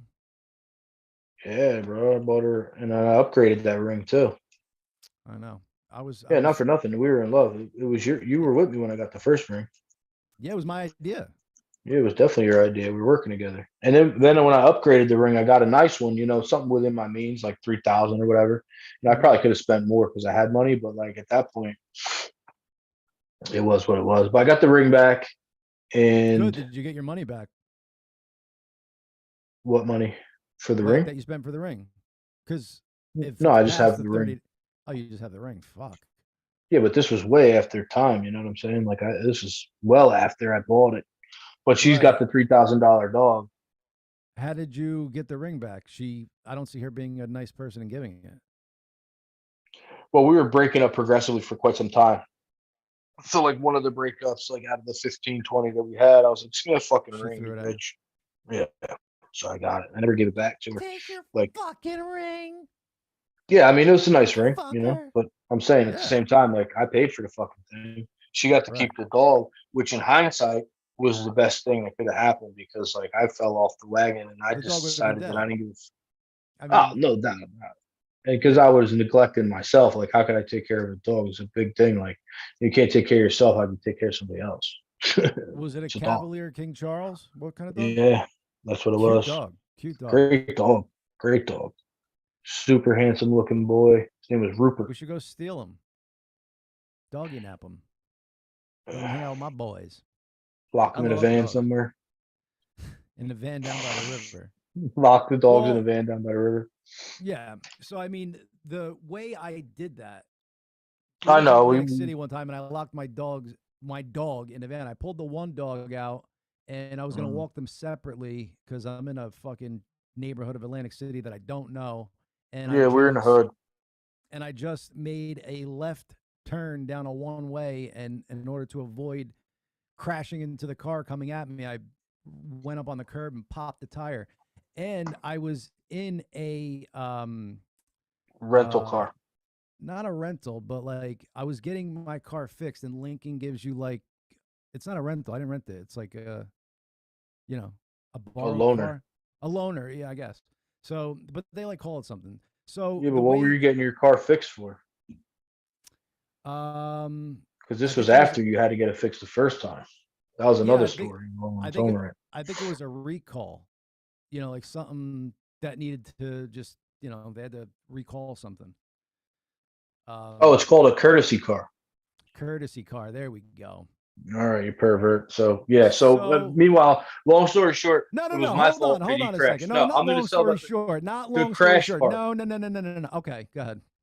It was my fault that he crashed, but to my credit, I don't remember any of this. So we just had to rehash all of this like yesterday and the day before multiple times. So this is the third time I'm rehearing this story. And I also had heard it from another guy who was with us. I don't remember any of it until I'm retold the story because I was blinded by alcohol for quite some time. So for some reason, when Scott was in his alcoholism, he would love to tell me like like the directions to places and like tell me not to use my GPS. So like I would, all right, fine. And got us lost a bunch of times, whatever. But this time he tells me to make a left and it's a one way going the opposite way. Okay, whatever. Pop the tire.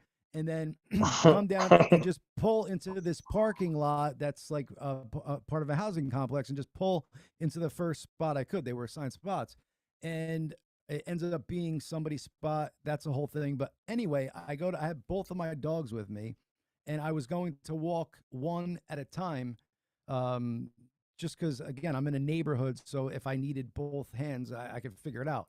So the way you lock a Lincoln is you leave the keys in the car, and then there's these numbers that you touch on the door to put in a code to open it or unlock it or lock it. So it's just a force of habit. I leave my keys in the car. Every time I get out, I press 9 and 7 together, and I just lock the doors. And it doesn't matter because I know the code to get in. Well, this is a loaner that I don't know the code to. So now I have my one dog out of the car and my other dog locked in the car, and we are in a shitty section of Atlantic City. And, you know, I took some guy's girlfriend's spot, and he was like perturbed about it. And I'm like bugging now because like my little dog is in there. And then me and Scott were with this other guy, and then Scott and the other guy were basically like near the black dude as I was walking my other dog. And then I guess the black guy said to Scott, like, something, they thought a gun was going to come out at one point. So they're like, we gotta get the, so they tell me like, we got to get the fuck out of here, blah, blah, blah, blah, blah. So we're trying to get to Borgata so we could see it, but we had to run across highways and all this shit. And I'm thinking, I just need to get my fucking dog out of this car. So we take my other dog, and we're going across highways to get to the Borgata. And it was one fucking nightmare after another. But long story short, I did get the dog. He was safe. No windows were broken. But it was a nightmare of a day that should have been a great, great night. Yeah, and one part that we cannot forget about the story is that I do not remember any of this. Any of it. Until you tell me, and then bits and pieces. I don't remember a black guy. I don't remember walking across the streets. I don't remember the other guy being there. I remember the dog. I don't remember the flat tire. I don't remember the one way. I remember the dog thing because that was like the biggest part of the whole thing. Because then like Right. we had to like figure that out. And at that point, I was just swimming in booze, and I was just like, we'll figure this dog thing out. And yeah, it was pretty traumatic. But some of us have less trauma because we don't remember. I mean, I have my dog Brody, and I'm just walking through the casino with the dog, and I'm like asking people to help me. I'm going up to security. I'm like, I have a dog locked in the car. They're like, what are you doing with your dog in here? I'm like, I need fucking help. My dog is locked in a car. I need cops to go get him out. And then lo and behold, cops came, jimmied something, and you know, opened the door, and we got my dog out. But it was definitely freaky. You know what I'm saying? Like it was a very shitty scenario because I felt almost helpless, you know, for my dog. And I've never felt like that before. I'm like, I was about to break the window, but then, you know, I didn't know if he would get hurt, whatever. It was just, it was crazy. And, you know, poor little Yeah, that dog. happened. I was there in body. That's about it. I actually locked my daughter in the car when she was like 2. Holy. Yeah, I was getting home from work and had a Monte Carlo with it was a 2-door. Oh, Monte And Carlo, baby. yeah, it was sweet. It was a 2-door. So like when I get out, you know, I'd have to go because she was on the other side of the car. I'd go around. I'd have to, you know, put the seat up and like do the whole works of it. But apparently at some point in this happening, I locked the door and the keys were in the car. But I guess I wasn't planning on being done in the car yet. Obviously, like after I got her, I had more shit to do in the car because why would I leave the keys? Right. And I panicked. Luckily, I had my phone.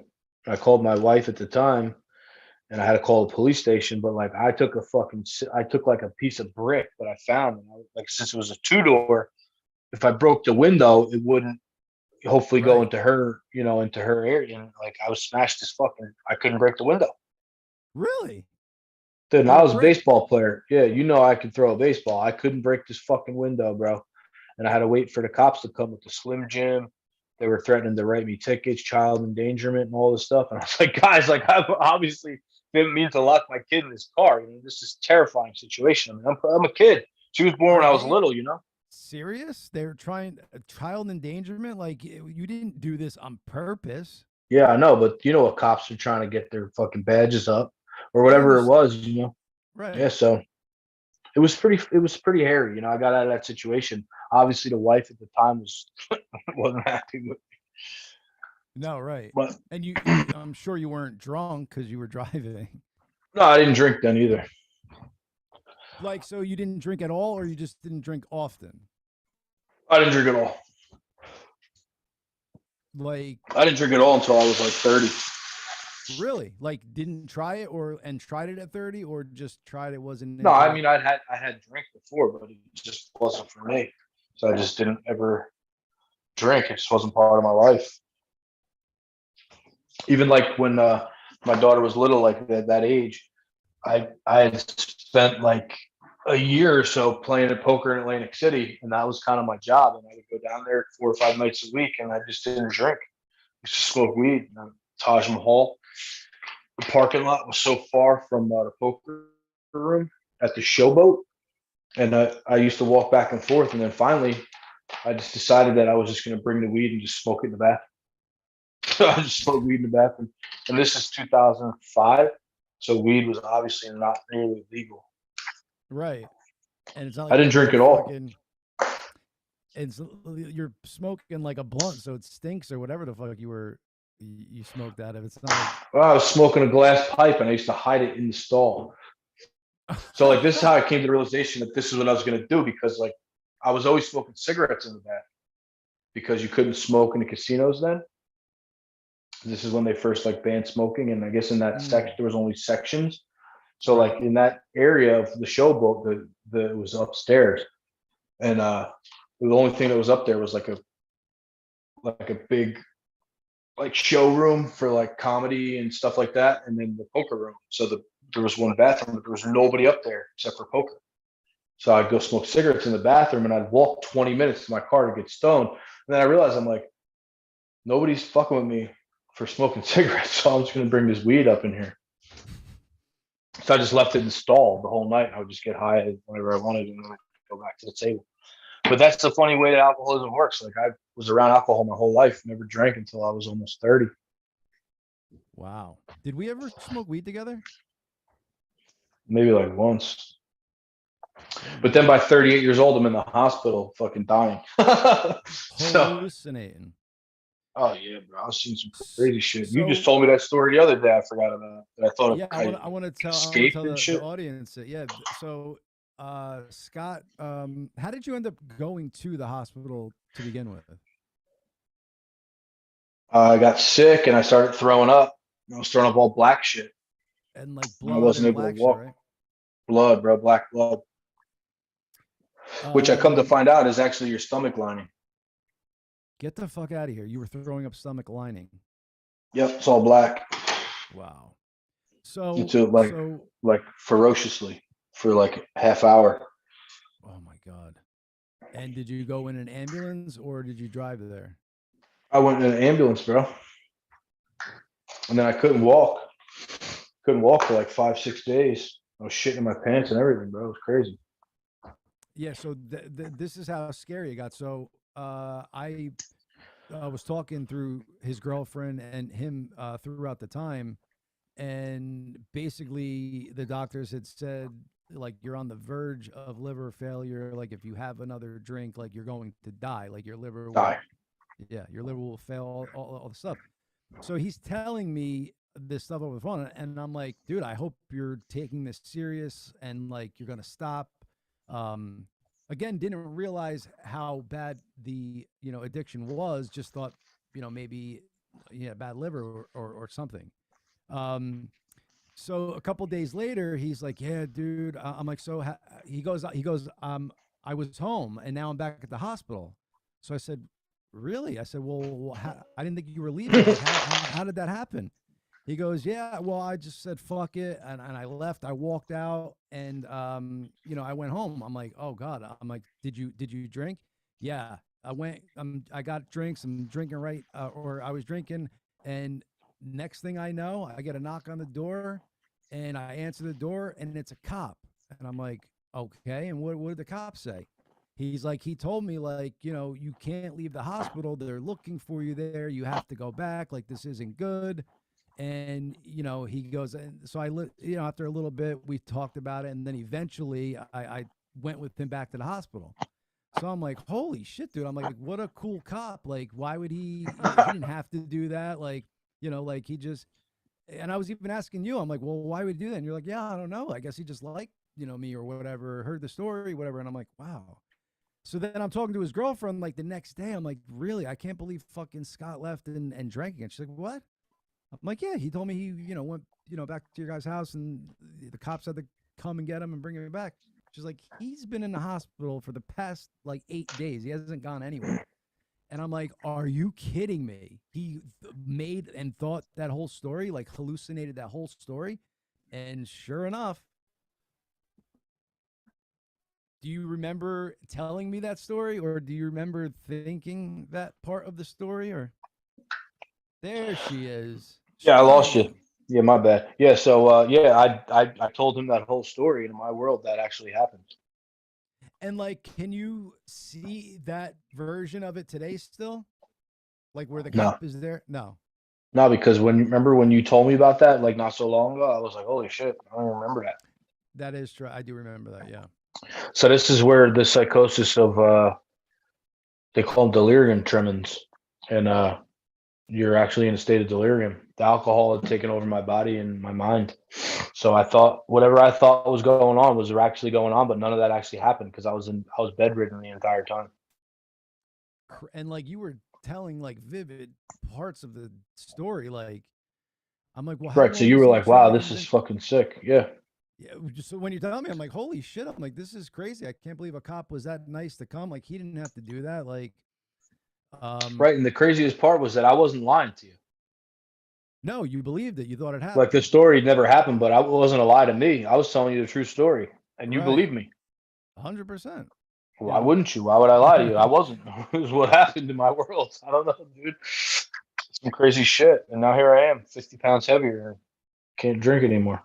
Hey, so how's your diet? What are you eating? What you eating Tellericios? Tellericios? Yeah, bro, they raised the prices though. Of course, everybody did. Yeah. COVID. $15 a sandwich.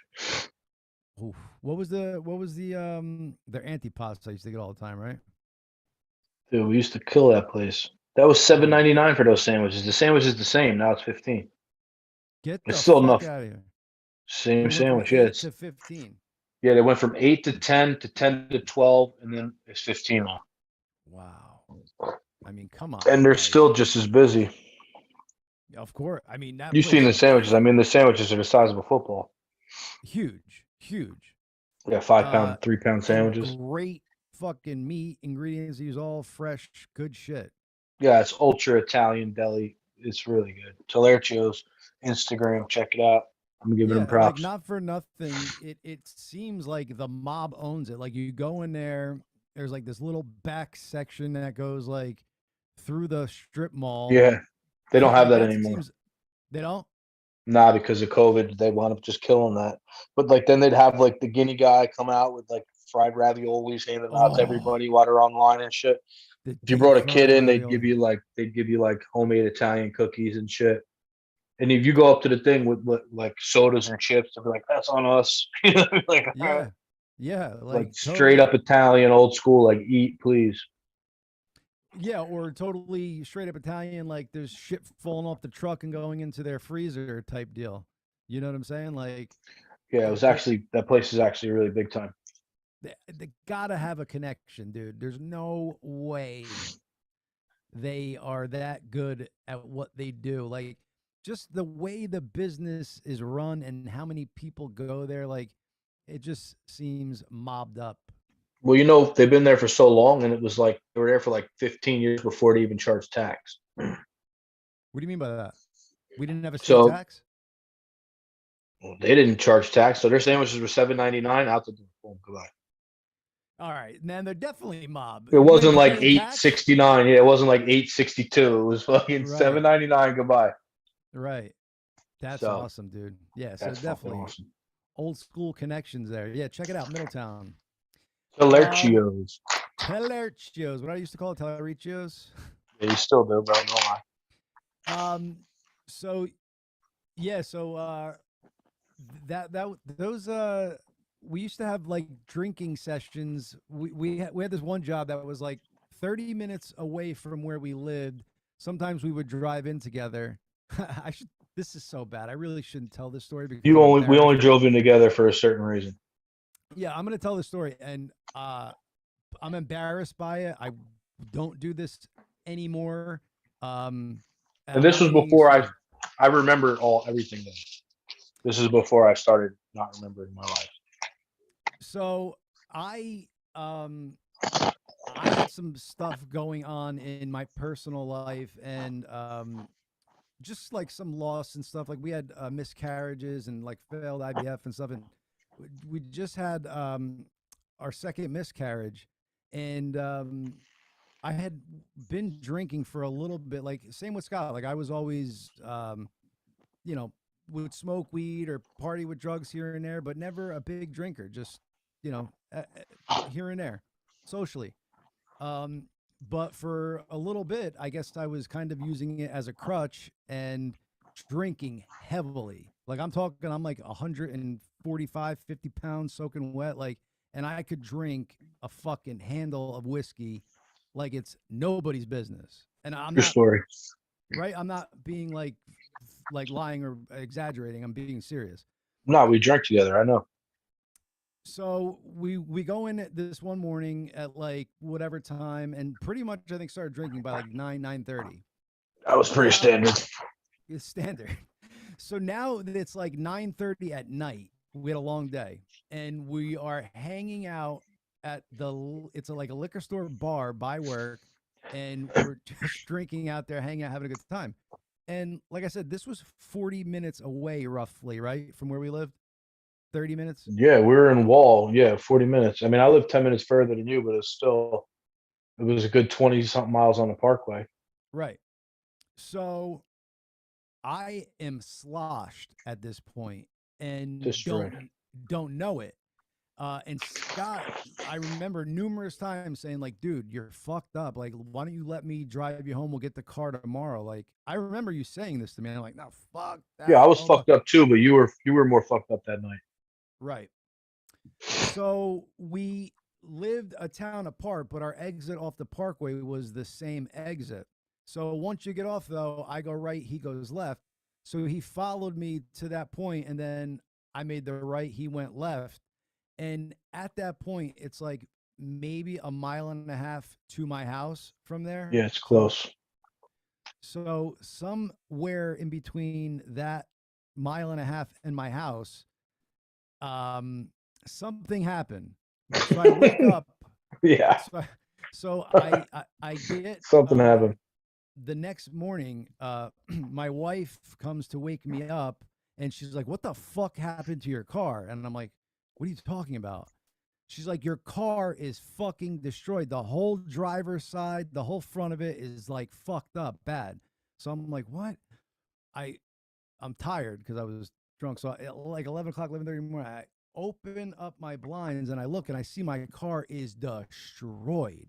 The whole driver's side, like it almost looked like, you know, a car hit me and just took out the whole side and then somehow got my front involved. You like drove up the barrier or something. Yeah. So that's what The Jersey wall. Yeah. So those the things that like stop the highway. The Jersey wall. That saved your life, bro. You'd be dead 100%. probably. So the way this whole thing worked, so I have no recollection of it. I remember being where we were drinking, but I don't remember the ride home, the accident, or anything. So after I see that, I'm like, holy fuck, like what the fuck? That's crazy. Like I don't remember anything. Then I'm getting texts from my neighbor because I lived in a condo, and I'm getting a text from my neighbor, and he's saying, "Dude, like, is everything okay? Like, at 4 o'clock in the morning, all the cops were like outside of your car shining lights into it." But I'm like, "Oh my god!" Like somehow, by the grace of God, Oh yeah. you know, God divine intervention, I was safe. I didn't kill anybody, and I got in no trouble. And all of those things should have happened to me. I should have gotten in trouble. I should have You would have killed fucking yourself. right. Like the bad fucking things could have completely happened. And since then, I've only driven drunk twice. No, I'm just kidding. I have not driven drunk since then. Am I Still lying? kidding. Yes. I said since then I only. I said since then I only drove drunk twice. Lying. Yeah, lying. But It's so okay. you are. I have learned my lesson. I no longer drink and drive. I barely drink, unless you count mouthwash. Yeah, you're chugging that shit. Chugging it. I obviously I don't drink anymore, but like for that 5-6 year span, I mean, must have drove, who knows, 50,000 miles drunk, and I don't know how I'm alive. Well, why don't you tell them what you did the one day with when you hit the car? Do you remember? Yeah, I remember that was before I started having all my blackouts. Oh, it was. Yeah, so I was so wasted at this point that I would just drive anywhere with my daughter, but I wasn't even really that drunk at this particular time, because it was early in the day, so I hadn't had enough time to get like my real load on. I was Mhm. going to pick my daughter up. It was Memorial Day. It was my sister's birthday party, and I missed the street. And my sister was very close to me, and the street that my daughter was on at her friend's house was only like a mile down the road. I missed the street, so I took the next left, and either she texted me, but the Bluetooth wasn't. Yeah, she texted me the Bluetooth wasn't connected. So when I looked down to tell her I'll be right there, I just blew out some dude's side view mirror. And Oh, that was it. I thought you hit it yeah, like relatively, just the mirror, no biggie. yeah. I mean, it was enough that like it jarred me. You know, the car. I still got the damage on the car, but I drove away from the scene because I was drunk. I was drinking because at that point I was drinking 24 hours a day. So I definitely didn't want to get arrested for that. And I just They went say up the about best my thing to day. do if you're drunk is to leave the scene because they can't get you for drunk driving. But anyway, Yeah, so that's what I I did. digress. I did the best thing I could do. I left. Yeah, and I lied to everybody and said somebody hit me. I didn't know who it was, and then 2 days later, the cop showed up at my house. The guy had the ring doorbell, Wow. And so they I got mean, me. they didn't get a plate, but you just happen to have like a big old fucking white truck that's probably not the only one in town, but No, they noticeable. got everything. They got the plate. The guy showed up with an iPad, pictures of me. I got a tattoo on my arm. They got Yeah, but my ring doorbell doesn't get like that good of a picture. I mean, maybe if you zoom in, I don't this know. guy might have had surveillance cameras everywhere because Probably. this guy was like some retired police, some shit. So, Retired police anyways, shit. whatever. The end of the story winds up that I wound up paying like a whole shitload of fines. My insurance covered that guy's vehicle, and then I just kept on driving drunk. It's so terrible. It's so sad to think about how I was doing it. Well, it was to the point where, he has like a $60,000 beautiful truck, and something happened where it got towed for some reason or something, but you were basically like ready to just let the truck go and not even like I don't even think had to pay to get it out. Like you just didn't, you were like lazy or something. No, I didn't know because it got towed at Harris parking lot, and Oh, right. Because they said you missed a payment or some shit, right? yeah, but I missed it. Like it had already gotten repoed. I had the money. I just wasn't paying. I just didn't care. I only owed $1,000 on the $60,000 truck, and That's crazy. He owed $1,000 on a $60,000 truck and they repoed it. yeah, and then not too long later, I parked in a police parking at Harris. I didn't realize I didn't see the sign. And I came out after my poker game with my buddy, and the truck was gone. And we were both drunk.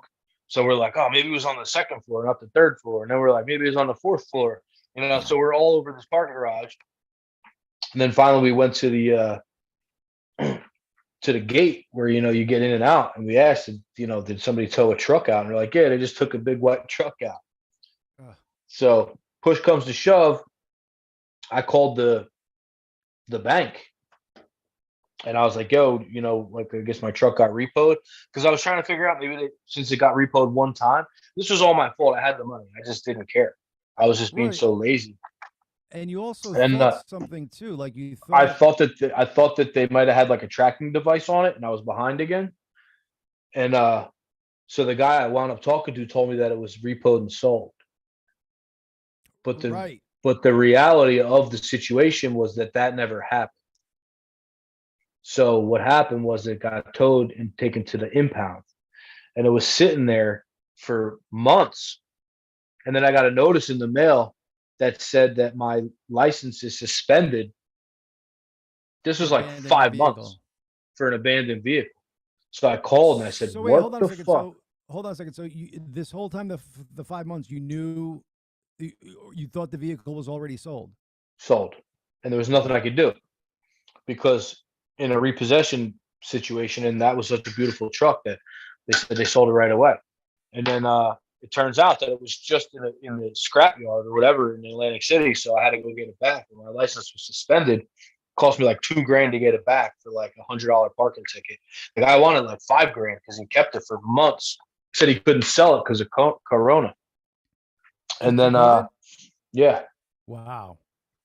Oh, right. Because who the fuck wants to buy a gas guzzler at this particular nobody was point? buying anything. Everybody was just hermits. Everybody was just staying in. Wow. So I wound up actually getting compensation, not enough, but Wells Fargo, they gave me like $1,500 because they had to go back into all the recordings and be like, dude, why would you think that we did this? And they found out who the guy was. I was like, look, not for nothing. Like, this guy obviously needs to get fired. You know what I'm saying? Like, because my truck wasn't in their possession at any point at this time. This was right before Christmas in 2019. Where did he get this info from? Or is this what he's trained to say? Like, why would he say that? I have no idea because the truck was not in their possession at all. Wow. So like my options were I do know though that if they repo your car, they could sell it like that immediately. Do you remember when that happened to my car in Red Bank? No. I forget how it happened because my wife at the time always paid the bill. So I forget what happened, but something happened where I guess one payment was late or something. I don't know, but I go out to get my car and the car's not there. And you could track cars, with the newer cars, they have like the GPS in them. So I'm seeing it like traveling down the fucking highway. I'm like, holy shit. So I call the cops like, yo, somebody stole my car. Blah, blah, blah. Somehow I ended up figuring out, what happened. But the company came to steal my car that was fucking paid for more than half of it without even giving me a notice. They didn't knock on the door. They didn't send me like, hey, they don't got to do that. Nothing. They don't got to do that.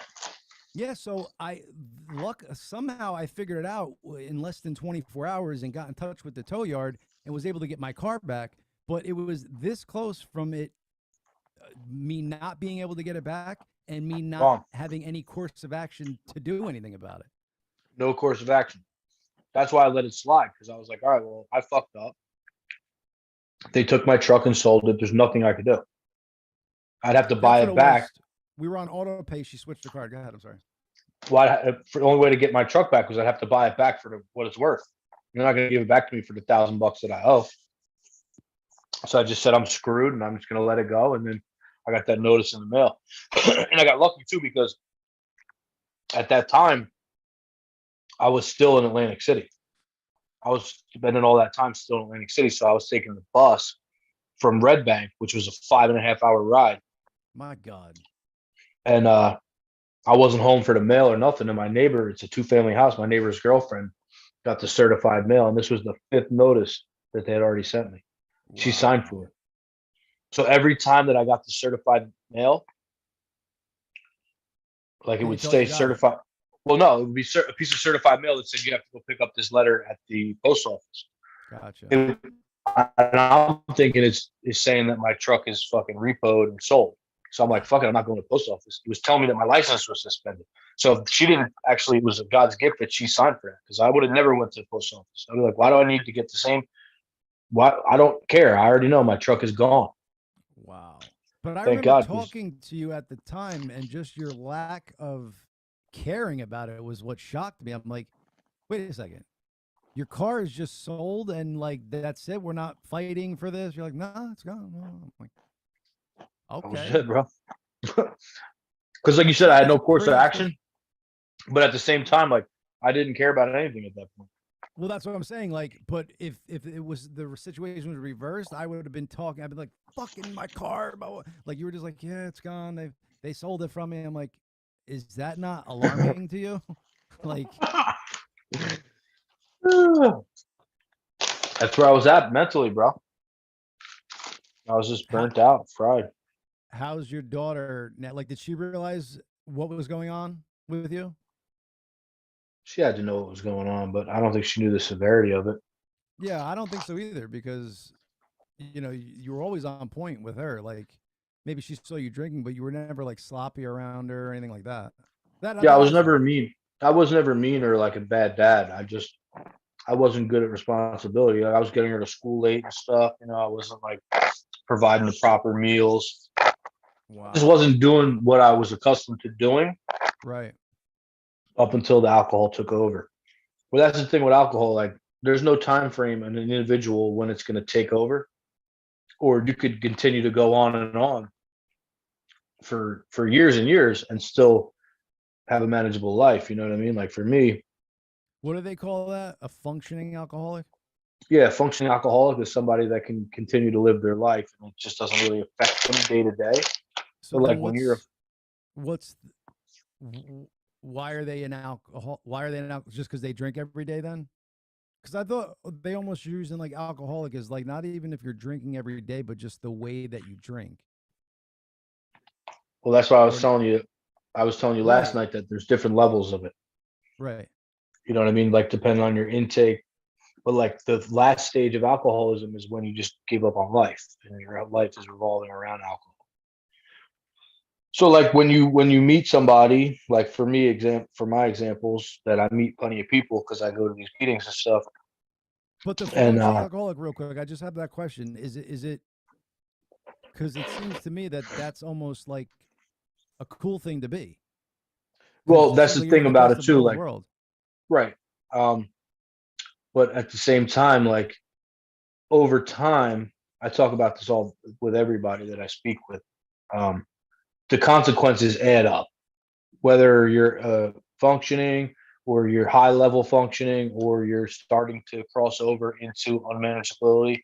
Like there's going to be consequences. You know what I'm saying? Like even for example, for yourself, you said you struggled for like a couple months because you had some shit going on, and 99% of the time, people that have these struggles with alcohol and drugs, it's related to something else, like where you're struggling in life, and this is like a coping mechanism.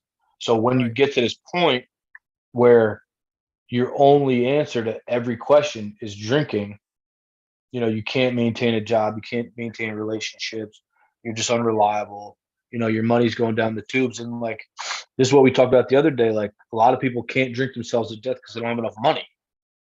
Right. But I, on the other hand, I did. I did have enough money and that wasn't the problem. My end to And other this people that I've motherfucker would met. drink fireballs. Like, talk about some nasty ass shit. Yeah, And I would and have to E drink and it J with him. Because and E and J and Four Locos and shit. yeah, FBs, E and J. Scotty, So you got gross. the FB? Oh, so But, gross, bro. Oh my god, it's a crazy existence. Like it's fun for Yeah. a week, right? It's fun for a week. Yeah, but that's the thing about like when you get deep, it's not fun anymore. There was no fun left, I was doing Right. I was just doing dumb shit all the time. And And in you my had world no was the care only for world. anything, Nothing, including yourself. including myself. And that's the sad part about this disease that like people even with drugs, you know what I mean? Like, so that's why I was talking about that kid who overdosed 10 times. What does he have to live for? He doesn't care. His drugs are his existence. Yeah. So either people steal from the people that they love and they do the wrong by everybody because they just don't care about yourself. You don't care about yourself anymore. How can you care about anything? You know what I mean? You just give up on life. Right. But this is the blessing in disguise for somebody like me.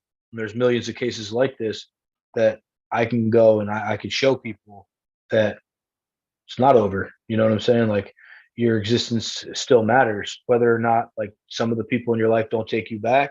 Like you still have a reason to live. You know, Right. like you don't have to just throw in the towel. I always talk about Nicolas Cage and leaving Las Vegas. He had nobody to live for, except that one woman that he met was like a prostitute, and she wasn't saving him. There's another thing that I talk about too with some of these people. It's like when you get to the point that like if you die, the people around you are almost relieved, you know, because it's like they don't have to watch you suffer, and they know that you're in a better place because your life had just gotten into such shambles that it was just a problem. And they're not worrying about you dying. Not you know, worrying about in you the dying moment. anymore because you're already dead. That's a sad place to be. You know, I almost got there. You know what I mean? My girlfriend, who's with me still, she hung by me. I don't know what she saw in me, but at the same time, like we still have our problems in relationships, but that's part of life. I know Yeah, that. I was just gonna say, like, for that relationship to blossom out of that and her to stick by, That shows some true colors. yeah, it's like you almost have to stay with her now. Like, I forget the one guy, but he got cancer. His wife like stayed with him through, and then he beat it and dumped her. It's fucking horrible. Yeah, but Loser. Loser alert. hello, big loser. But yeah, so that's crazy. So have you asked her this? Like, hey, what? By the way, I mean, I've touched on it vaguely, but I didn't really like want to get into much detail. You know what I mean? Because like, right? I also don't want to bring up like, It's a can of worms. yeah, it's a can of worms, and I don't want her to get like upset feelings and you know like because I was a total charity case. You know what I mean? Once COVID hit, like you were the one who put me on to unemployment because otherwise I wouldn't have been able to drink for much longer anyway. Right. So I kind of feel like maybe I contributed, but you know, in all reality, you need money to live on. You Well, know, an alcoholic's going to find their way to booze anyway, so it doesn't matter. You know what I'm saying? If I had money or not, I was going to figure it out because whether or not I had to just spend more time around people that had money right. to take care of myself, or that's why this is the true sad reality of why drug addicts steal because Still. they don't have because they don't have money and they have to support this addiction.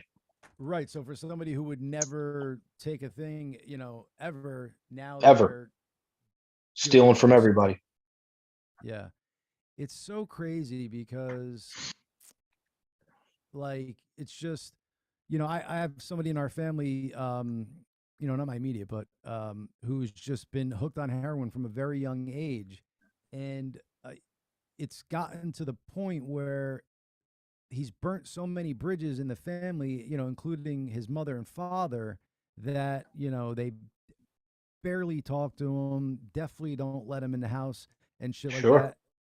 And, you know, maybe he'll get better and be sober at some point, but maybe those relationships and that trust will never come back because, you know, he's had like a year or two clean before and then goes back to it. Yeah. So that's another thing with addictions too is like you try and rebuild these relationships and the majority of people will uh, forgive you, but you also have to remember like the scar tissue that's there.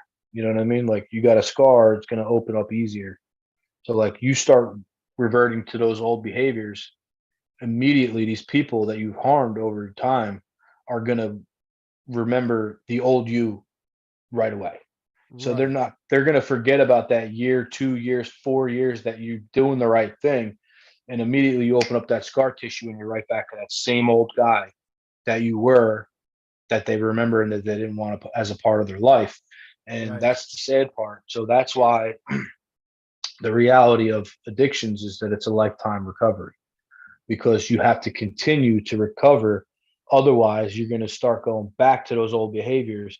And a lot of times with alcoholism, people don't realize that you start to relapse before you drink. So you're relapsing emotionally, mentally, with your demeanor, the way that you act, and then you drink. And it's a dangerous, slippery slope because you know what I'm saying? Like, I mean, if you So don't, there's signs that you're going to relapse before oh you do. yeah, big time signs. Now, when you first went to get sober, was there a time where you relapsed, or was this I one and did. done? I did for 30 days, and then I started to drink again. And then I went to Atlantic City because I had all this money that I couldn't spend because the unemployment was coming in. I wasn't drinking. I had not paying my bills because it was, just what it was. And the casinos had reopened after COVID. And it was February 23rd, and I went down for a long weekend. I brought like 3,500. Well, I had money in the bank, and I was just dumping it. I was just ATM, ATM, ATM, and I was drinking again. And I Oh. told you, we talked about it. I told you I was going to go drink. You said it wasn't a good idea. I remember this. And then like the third day, I had already dumped like over $3,000, and I was staying in this shitty ass hotel room. And because I couldn't get free rooms anymore because I hadn't been there in a long time. Right. I just couldn't move. And then I realized I had to throw in the towel because I had to start that IOP, which is an intensive outpatient program. And it's Right. basically like somewhere where you go at like 10 in the morning, 9 in the morning, you stay for like 2 or 3 hours, then they release you back out to the world, and then you come back in the next day and do the same thing over. So it's outpatient versus like an inpatient rehab. So when you say you had to do it, court ordered? It wasn't court ordered, but it was through DIFUS, and it was Okay. to do with like custody, like not being able to ever see my daughter again. And somehow in the back of my head, even though how fucking blown out I was, I knew that wasn't for me because I was always a hands-on dad. I really loved my kid, and I just thought about how like this could be the end. And that day was a Saturday morning. I had to be there Monday morning. And that Saturday morning, when I woke up after sleeping off my last drunk, I was sick as a dog, and I was supposed to drive home, and it was pouring, and I couldn't. I couldn't physically bring myself to do anything because my body was so dependent on alcohol, and I didn't have it. So I just paid for the extra night. I didn't even leave the room. I shut the lights, shut the TV, shut the blinds, shut my phone off. I was dead to the world. And all I'm thinking is that I could be this guy that dies in this room because you could die from alcohol withdrawal. Yeah. The next day, it's real. That It's and one of the Xanax only. is the only It's things the only that- 2 drugs. Yeah. And so I had a self detox, and then on Sunday morning I woke up to the maids knocking on the door. It was pouring rain, and I had 2 choices. One was get a drink and drive home. No, I couldn't get a drink and drive home because if I was going to go to this program, I couldn't drink. Oh, okay. One was walk to the liquor store, which was over a mile away. It was pouring rain. My battery in my truck was dead. So I had every option. My insurance didn't have a roadside assistance at the time because all my shit was fucked up. And there was some guy in like an Uber. I paid him $20 to let him use his jumper cables, and I drove home. Then I went to that program, and it saved my life. Because So if I didn't have that if I night didn't have was the that, program, that day you got home was the program. no, the day I got home was Sunday, and then I went Monday morning. Sunday, Monday morning, and were you still in withdrawal? Yeah, big time. Did they give you anything to help that? Is there like some kind of No, medicine? they don't do that. This type of program doesn't give you any anything. Maybe in a rehab they would have, but this was different. But at the same time, like, the only reason that I got sober is because they held me accountable for my actions. Like I had to pee or I'd violate, you know what I mean? So it was like a probation, but it wasn't with the police. It was with DIFUS. So like at that point, You had after to like pay 4 or what, 5, though? pay the said- consequence. Oh, okay. But what could those consequences be? Custody. Okay. Okay. And like the custody, like long term, like not like, all right, you lost custody temporarily. Like I lost custody like full full custody, like just being able to be around my daughter at all.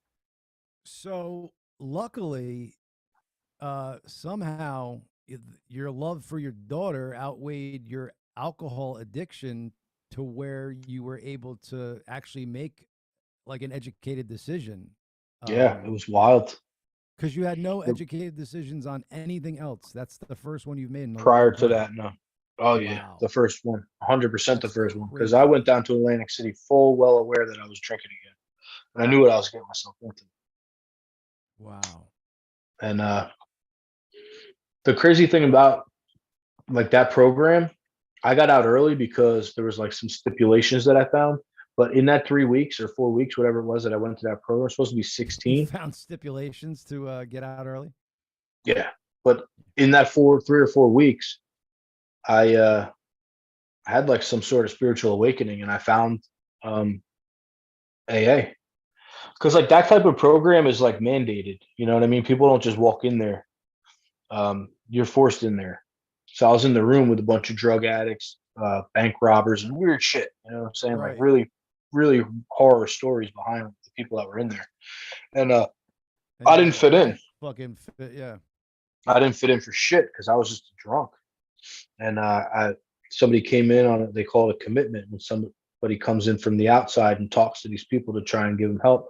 And I took to it. So I started going to meetings, and then and I ran with it. And now I do commitments. Like I said, I went tonight. It was great.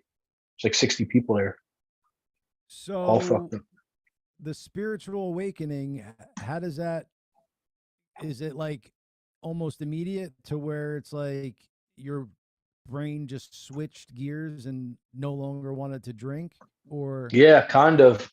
It took a little bit of time, a little more time. But yeah, the spiritual awakening changes because like you don't realize like when people drink, they drink because they want to, not because they have to. But right? when you get into a stage where you have to start drink, off with, to start yeah, off like with, I didn't, yeah, I didn't have to drink, but at the end there, like when I wasn't allowed to drink and I was going through that detox, that self detox, I couldn't think of anything but drinking. It was the Really? only thing 24 hours a day. Wow. And there's cases all around the world like that. That's why I see people that are just abandoned. They left their whole life behind for drink. It's It a really just seems powerful. so crazy. Like, and I've drank like fucking incredibly before, but I just couldn't imagine getting to that point where it's just like, that's it. All I want is drink. Don't care about anything. Like, Nothing. it's scary. Like, Don't care about anything. and I That's commend why you you, for turning that around. Like, that takes a lot of yeah, you know, well, it at takes the a strong beginning, character.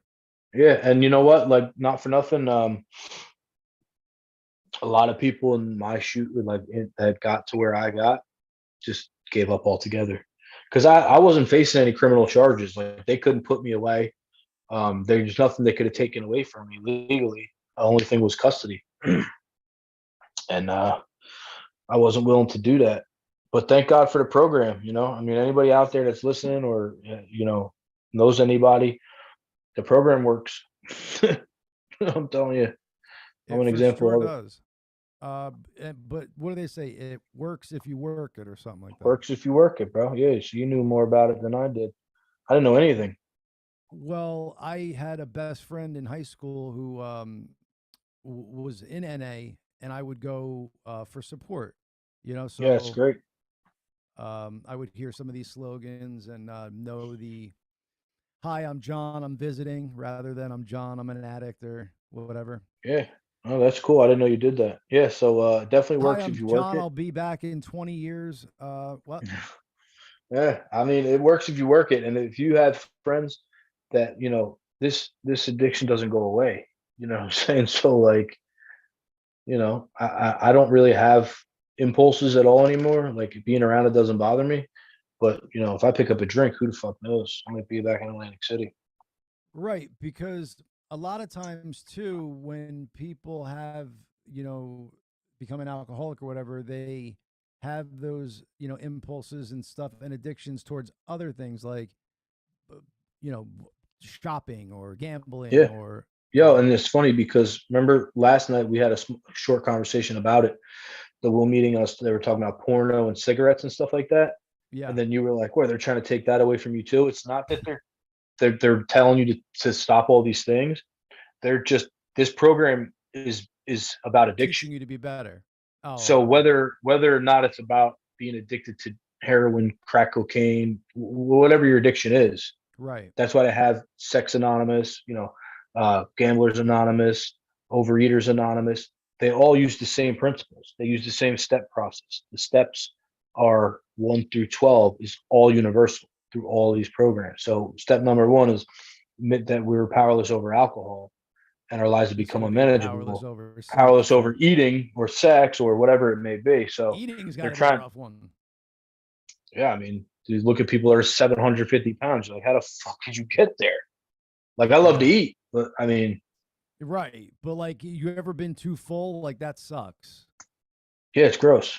Yeah. Chinese buffet, bro, all the time. Oh God. Chinese buffet, brother. Buffet. Chinese buffet. You can get really Chinese full buffet. over there. They used to have a really good one by me. They had crab legs, and now they just don't do crab legs anymore. So I don't go. Those big Alaskan king crab legs. Yeah, the big fat, whatever, fucking 10, 12 Yeah, that's inches. about it right there. Sure. Thank you. Yeah, that's you, Let me know bro. how big I am.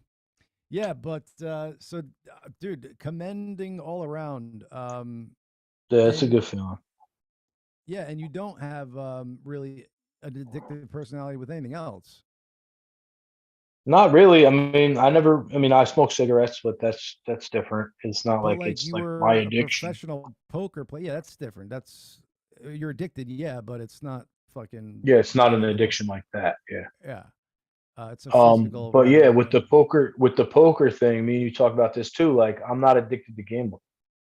So right. like I can't, it's not like I'm gonna go and gamble off at a blackjack table or roulette or something crazy. Because if you watch anybody who has a gambling addiction or sports betting, they're doing all that type of shit. And I just stay away from all of it. I just liked poker.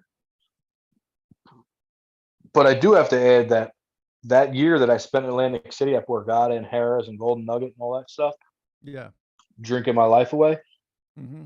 somewhere along the line, my mind thought I was winning a lot more than I really was. Because Right. You I went through a ton of money. I went through a ton of money. Obviously, a lot of it had to do with alcohol and my behaviors, but at the same time, like I wasn't winning as much as I thought because there was a Right. couple of rough nights where I was sleeping in some fucked up places. You know what I mean? Right. Like he lived there for probably a year or more. It was a little bit over a year, yeah. And like, you know, he lived like the next town for me. So it's like when your boy is gone for a long time and he's in Atlantic City gambling, like I know that sounds like crazy because I'm saying like I started to question like his thought process at that point. Because you would say, well, yeah, if he left his house for a year and was gambling in Atlantic City, something's got to be fucked up. But I just didn't really think like that. And so when I hear these stories, and I was a little bit part of them, like hearing about them at the time, like it's just crazy to like find out the full weight of them and the full story of it. And these are all signs, like this, the small signs that led up to like the massive being 750 pounds. You know what I'm saying? Like that 750-pound person was me in the hospital, but at some point they were 450, and you're like, dude, you're a fat bastard. You know what I mean? Yeah. Like you're really And disgusting, and they they're didn't at that stop. point where they're like, well, I'm 450, I'm not getting any fatter. Yeah, And they're 750. it's not even noticeable. Now you're 550, and you're like, wow. But yeah, so Atlantic City. I do have to say, out of my alcoholism, like when there was really bad times, I did have a lot of good times in Atlantic City because I met a lot of people. Obviously, I was not obviously, but I was still getting laid fairly Well, what do you mean? Of frequently. course, you're in Atlantic City. That's like saying I had a good time in Vegas. Like No, you're but- meant to have a good time there. No, I know, but what I'm saying is like being like fairly introverted at a poker table, you're not getting laid at the poker table. I was still finding ways to get that taken care of. You know what I mean? I wasn't getting prostitutes, but at the same time, I wasn't not getting my prostitutes. no, I wasn't. but my mind wasn't focused on women at all. You know what I mean? It was focused on the next drink at all times. And I remember one time we And had a really dudes, I slow heard you were waitress. blowing guys for alcohol. Is that true? No, that one's. Dudes in the bathroom for alcohol. Yeah, but you know what? I don't remember a lot of the stuff, so it could have anything could have happened. Right. You know what I'm saying? I forgot a lot of Hey. this. So, oh, that's Yeah, true. so that all is happened. that is crazy and funny. You don't know. Maybe you were with a man in that blackout state of that you were in. I could have sucked a dick, bro. We don't know. I'm hoping it didn't happen, but you know, whatever You coulda happened, sucked man, a whole bag of dicks. it's all behind me. It's so I probably did, Literally behind you. but yeah. But do I have that? Let's see. Is there a? Did you hear that? Yeah, I did. And crickets. Crickets. And how'd we do? It's awesome. So, JD's and Lentilman, we have a bunch more for you. This was day one, show one. Just saying hello, kind of giving you a little glimpse of what to come. This show will mostly be about laughs and having a good time. We will get serious and touch on subjects like the fact that we talked about how Scott's love was for his daughter far outweighed the alcoholism. Like that's beautiful, and I love that. And we're going to talk about stuff like that too. Most of it's going to be light, but stuff like that's going to slip in there because we're human. I do want people to come in here and be able to escape this crazy world we're in, and just have a couple hours of nonsense and talking shit and having fun and not being so serious and realizing that life is one big game that we're all playing. We might as well have fun while we're doing it, rather than getting, up in arms about anything. Like if you called me any name under the sun, it wouldn't affect me. You know what I'm saying? Like I don't care if this name, this term, gay, straight, homosexual, all these, like any words, retard, like they're just words. It's your intention behind the words. If I'm calling Scott, you dumb fucking retard, that's bad. But if I'm just, oh, wow, that's retarded. I don't even like that. Like, I don't mean it's slow. It's a slow adult that I don't like. It's just a word. I'm not there. There's too much emphasis put on that shit nowadays. I appreciate where you're going with that because me and John have one hell of a relationship. Obviously, we touched on a lot of heavy topics at this, for this last hour or two. But me and John have a real easy, light relationship, and we haven't seen each other in quite some time because of COVID. He moved a little bit of a distance away, so very true. We've been catching up the last couple nights leading into today, so we had some things to fire out there. Yep. But I could definitely call him a fucking anorexic faggot. That goes over well. And he has. Yes, That's it. That's it. Perfect example. You can call me an anorexic faggot, and I have there's no harm in there. I don't care. Right. It's just a word. I know you don't mean it. Of course not. I love this guy. So yeah, so that's gonna be a lot of points that I try to get across is just don't take life so serious, people. Yes, there's serious things that happen, and love and getting along should be our ultimate goal, but also joking around and saying names and shit is not the end of the world. Get a sense of humor. If it really, really offends you, I don't know what to tell you. Fuck off. But till next week, we will be back here next week, starting, I'll say anywhere from 9-ish to 10 o'clock-ish. I'll let you know the day of around the time. This should be weekly Thursday, every Thursday. If you guys start paying us enough money, maybe we'll come on some other days. But until then, you'll have to do one and done with us for the week. Scotty, you got something you want? And Scott's not on social media, so if you're looking for him, I am not. You're gonna have to look pretty far. We will get him one for this, so if he has fans, they could say hello. But so he doesn't have one right now. His number is no, I'm just kidding. You want to say anything? So no, I just had a good time. I mean, it's nice to be able to be open and cut loose. and just the realities of life. Me and John, when we met, we hit it off real quick. We're about the same age.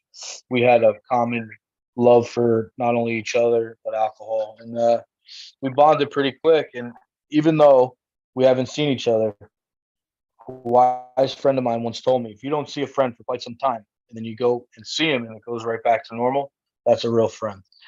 And I have friends that I haven't seen in a while, and I saw them again. It was just like, meh, okay. It was fun then, but me and John are real friends. So if you out there, if any of you have a friend like that, keep that person in your life, because you don't get that many. We're lucky. Definitely very lucky, and lucky that, as older gentlemen, like, you're probably my best friend that I met at this stage in life. And as an adult, yeah. Right. And it's a cool thing. I mean, because we have trust with each other. Like, I could trust Scott. Like, if he needed something. Except that one time. Except that one time. About Scott, that. whatever you do, don't tell my wife this, and then what else you do? Anyway, yeah. That's. But I would trust Scott with my life, and there's not many people I would. So it's a good thing when stuff like that happens. And yeah, Scott's just a funny dude. He's a character. Yeah, we'll get past the deep, heavy openings here. We'll get into some real stuff. Me and John had some really fucking funny times together, and he experienced some weird shit with my ex-girlfriend that was pretty far out. It was a far out relationship I had. We'll get into some more of that shit too. Yeah, we could talk about some more of that stuff, getting beat up and stuff while I'm sleeping. Yes. Yep. Oh yeah, we're saving that one. So next Thursday, ladies and gentlemen, we will be back here live.